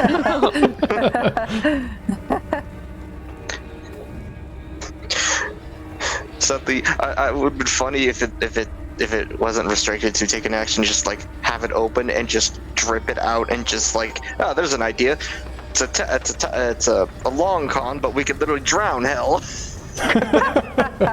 A very long con. Everyone just sits like feet dangling over the side of the city and just takes turns just pouring water for I don't know a decade. We're like, this is the solution we should is go there a with. leak somewhere? Hey, keep it down out there. So what are you doing here? Are you gonna... What are you lot doing here? We're gonna head to the high hall and see what trouble we can cause. Oh, I wouldn't go up there. Lots of devils around in those hellish nights. And I don't know if you know, but when people die here, they transform into crazed monsters. I told you, it's the undead. Oh, we've been body checking a lot of things. Lulu says, I think maybe it's because their souls are unable to leave Elturel. So they're getting trapped in their bodies and it's bringing them back from the dead. Oh, that's a horrible thought. I really wish my soul could leave this place.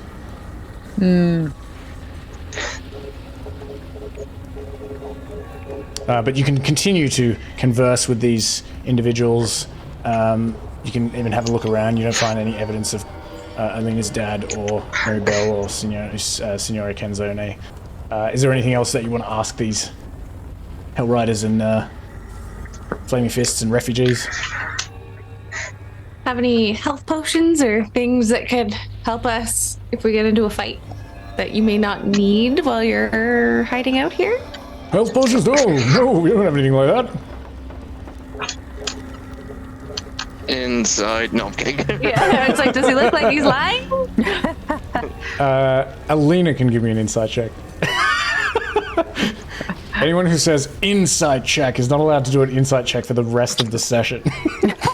I'm just kidding. We only Kensei, got 8 minutes. you stopped yourself. Oh yeah, there's only 8 minutes. You don't get any sense that he's lying.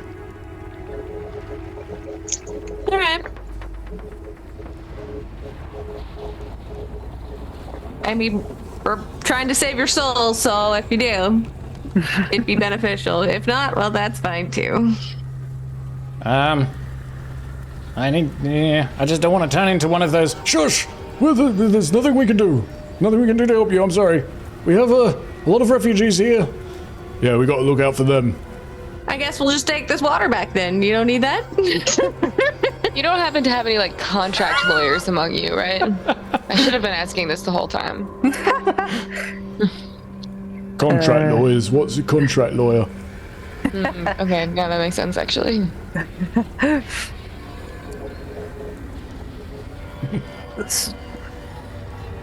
So you are scared of turning into the Hell Knight, yes? Oh, no, I don't know, could we turn into the Hell Knights? I don't know. I think so. Lulu, is that correct? I think was they the can High turn Knights. into ghasts. From what I can tell, from what we've been told, that's High it's Knights. generally the High Knights, the sort of higher echelons of the Hell Riders that are turning into these Hell Knights. If it's true what people are saying. You're okay. You become but a measly ghast. You do not become so terrible as a Hell Knight. So I think you should be reassured. He's like sweating, and then you say it's okay, and he's like, oh, and then you become a ghast, and he's like, oh. He's like, I don't know, I feel about as concerned as I did previously, but thanks for your efforts. It's nice that someone around here is even trying to comfort me. I Ethel gives him like the world's most awkward pound in the back. Like it's very, very uncomfortable, but there's an effort there. Well, thank you, madam.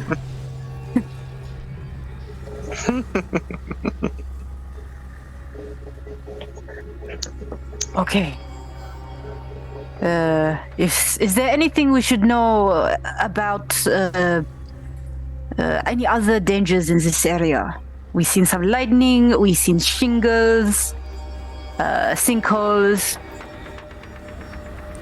Over there. I think Devils, demons, nothing bearded. other than that I can think of. Yeah, monsters, lightning strikes, yeah, collapsing roofs, undead, you name it. Lava, sinkholes. Oh, bloody hell, I hate those sinkholes. Dude, same.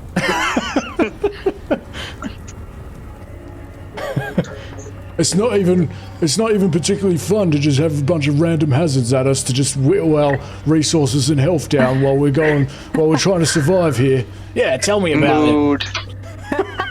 Can't even do a long rest without trying something to interrupt you. I mean, this place is bullshit. I mean, we could just take 4 to 5 hours right now. Just sit and chill. We have been protecting these people in here as best we can, and trying to get some of us are trying to get some sleep, in small groups. But it's very dangerous, Sometimes a whole part of the building collapsed on a bunch of us recently. Luckily, everyone survived. We managed to pull everyone out of the wreckage, but it's very dangerous. But we have been able to sleep in small groups with some protection. It's not impossible.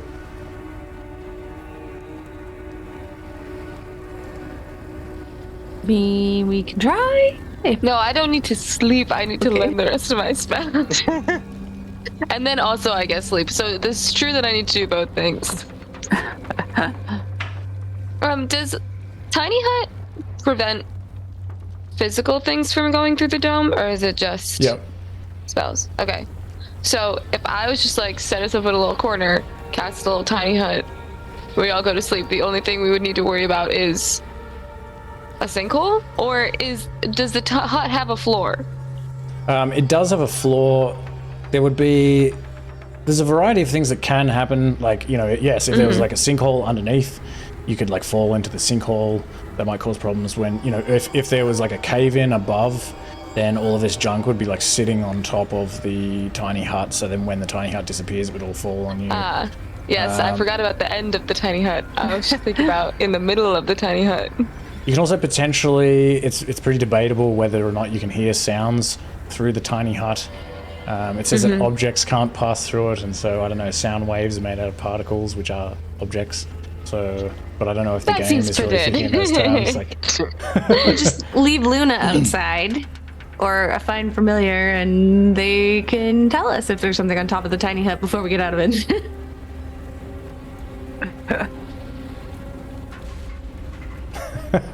I mean, it might just be better to wait until the high hall, unless we're gonna get in a big fight there, in which case...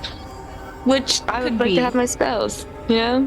It's sounding like there might be baddies there. How much more do we have till we hit the high hall, roughly from this map? As soon as you leave the door, we'll be there. Oh, yeah, then we'll rest, yeah. We'll I think it's a good idea if we rest. Attempt to rest, I think it's worth it. Especially since there's other people here. And it's actually a good place to end it off. The attempt, anyway. Okay, so you're going to try to take a long rest? Yeah. I hate that you're smiling. Stop that. Stop being happy. That I enjoy playing D&D. I'm always smiling. No, don't feel any joy doing it. Yeah, so I'll cast Tiny Hut in a corner somewhere. Oh, wait. Even though I think I'm sorry. I'm very sorry. It has not been 24 hours. You're not able to cast Tiny Hut. Oh, no. I'm very sorry. Okay, Sorry, you can cast Tiny Hut. Maybe we can just cast Tiny hang Hut. out. you can cast Tiny Hut, so you could theoretically stand in there and like learn your spell. You could also just stand in there and let the time pass by theoretically, and then you could sleep. You could try things like that, but you're not able to sleep at the moment. You don't know. It's hard to tell. Great. Perfect. Great. It feels like several hours. Maybe like 4 or 5 hours. Just because, like, I could do a nice sending to Maud, I could do a sending to Marybelle. We could just go, hey, where are you? You alive? That'd be nice. If we're doing like, okay, so do we want to do a game plan of just using Tiny Hut multiple times and just waiting it out and then taking a long rest? I mean, I guess if we're expecting to go into something. Because if we want to do that, we can also use the sending stones themselves and just let whoever the lady was at Candlekeep give her an update of what's going on and approximately how long it has been over here. Silveria? Yeah, her. Silvera. Those only work once a day, right? Yeah. So. I mean, if we're doing a multiple hours and then a long rest, like, I don't know how long time is, so at some point. How long is time? An interesting question. Also, though, does it have to be that both of them have passed over a day, or does one need to recharge a day? Because I'm curious because it's in the material plane, since it seems like from gauging roughly, time is faster over there than here. Would we get constantly updates? I have actually thought about that, but you don't have the answer to that question. Okay, so we'll put that as part of the message of like, we made it. 3. Hell, there are survivors. We are working. Week here-ish. How are you? Just a nice little polite sign off at the end. Okay. Yours truly. And so you're going to use the sending stone to do that now? Yeah, sure. While we're waiting and just seeing if we can get people. Okay, so I'm just going to roll a D100 because it is a interplanar message and it'll fail on a 1 to a 5, I think, so it doesn't fail. And you get a response pretty much immediately that just says something like, good to hear you're still alive. Good luck.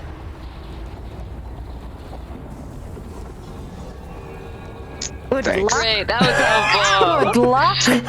Wow, okay.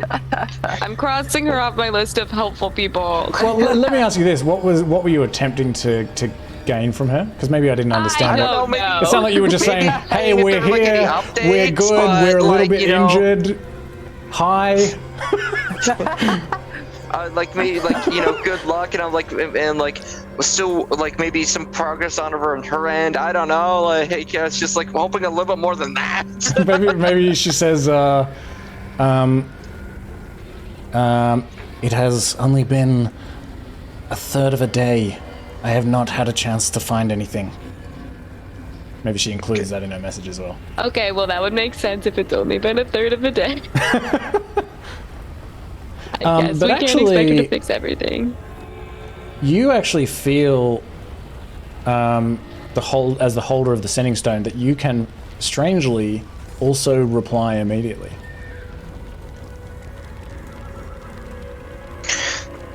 Well, testing 1 2 3. Just yeah. Well, keep us up to date as much as you can. You might be able to use this more than we can at this current juncture.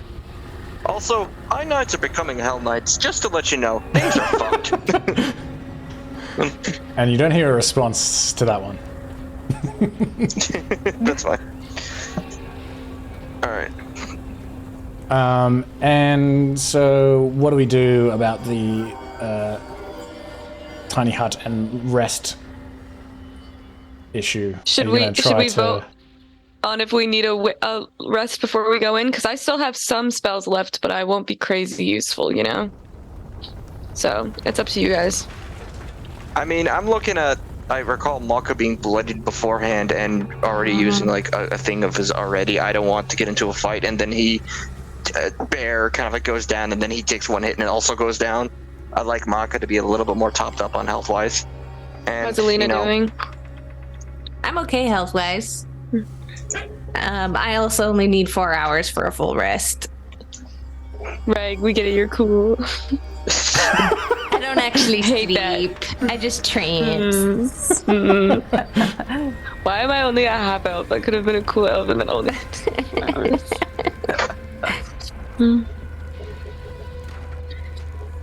Shanlamore?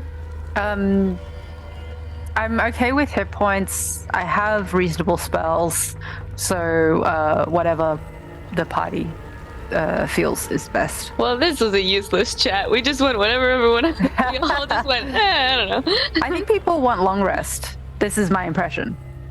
Yes. Yes. Yeah, I'm fine with doing that. Okay, then let's try and long rest in the hut. All right, we'll do tiny hut.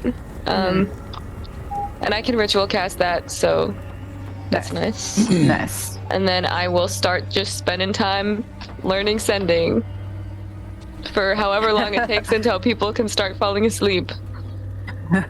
Okay, so let me think. I suppose there would be a hazard every hour. You're going to be here for like 8 hours. And I'm also... Let me think how... I mean, Do we want to... Especially just because we're at the end of the session. Yeah, do we want to cut it off here, and then you can have some prep time between weeks to see how you want to do it, and then we can just like boom, boom, boom, boom, boom, like start next session. Yeah. I think what I'm gonna do is because I am prepared for the long rest and the tiny hut. I'm gonna roll a d20. That doesn't necessarily mean it's bad, but I'm just gonna roll a d20 with a DC of 10. Nice. All right. You'll get to have a long rest. Nothing happens. There are, during the long rest, several earthquakes and other hazards that occur, but the tiny hut protects you all, and you are all able to get a full sleep. Actually, never mind. I liked this method. I take back me being annoyed. I liked this. And Ethel, you can learn the spell, but you just need to pay for it. And what level? What I level think it's spell is it? 150 gold because it's a 3rd level. So, guys, I'm broke. And it's So sending. no one. Is that correct? Yes. Okay, I'll add that. And that destroys the scroll of sending by learning it from there, I think. So if you just go to your inventory and find the scroll of sending, you can delete that using the little trash can icon on the far right. Yeah, and then I think I have to do an Arcana check to be able to pass that, which is a DC 13, but I was just going to use my portent 10, and then that's a 17, so that's fine. I would have remembered that between sessions because I'd forgotten about that, but there's a chance of failing it. Yeah, but I'm not going to let that one fail. That was my precious sending scroll. Yeah, no, that's and my portent rolls that I keep forgetting to use. That's definitely a handy way of using portent. But make sure you burn the platinum as well. Yeah, I did. I took it out. Okay, sweet. Also, sweet. And don't forget to give a long rest to Mahkah as well. Just in case we don't forget. I can't. Yeah, that's all right. I'll give him a long rest. Awesome. Thanks. And I like that you have like. It's funny being able to see people because you have like a Jean Lemore posture that you do. Like when you're talking in Jean Lemore, like you change the way you're sitting. It's very funny. I'm like a method actor, you see? Yes. Like it's like I can tell when you are Jean Lemore.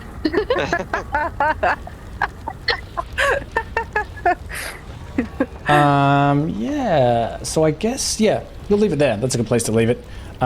And you can emerge from this tiny hut, safe and sound, and we'll see what happens next week. Hooray. So yeah, awesome. Thanks for playing. Cool. Hey, thank you. All right, thanks.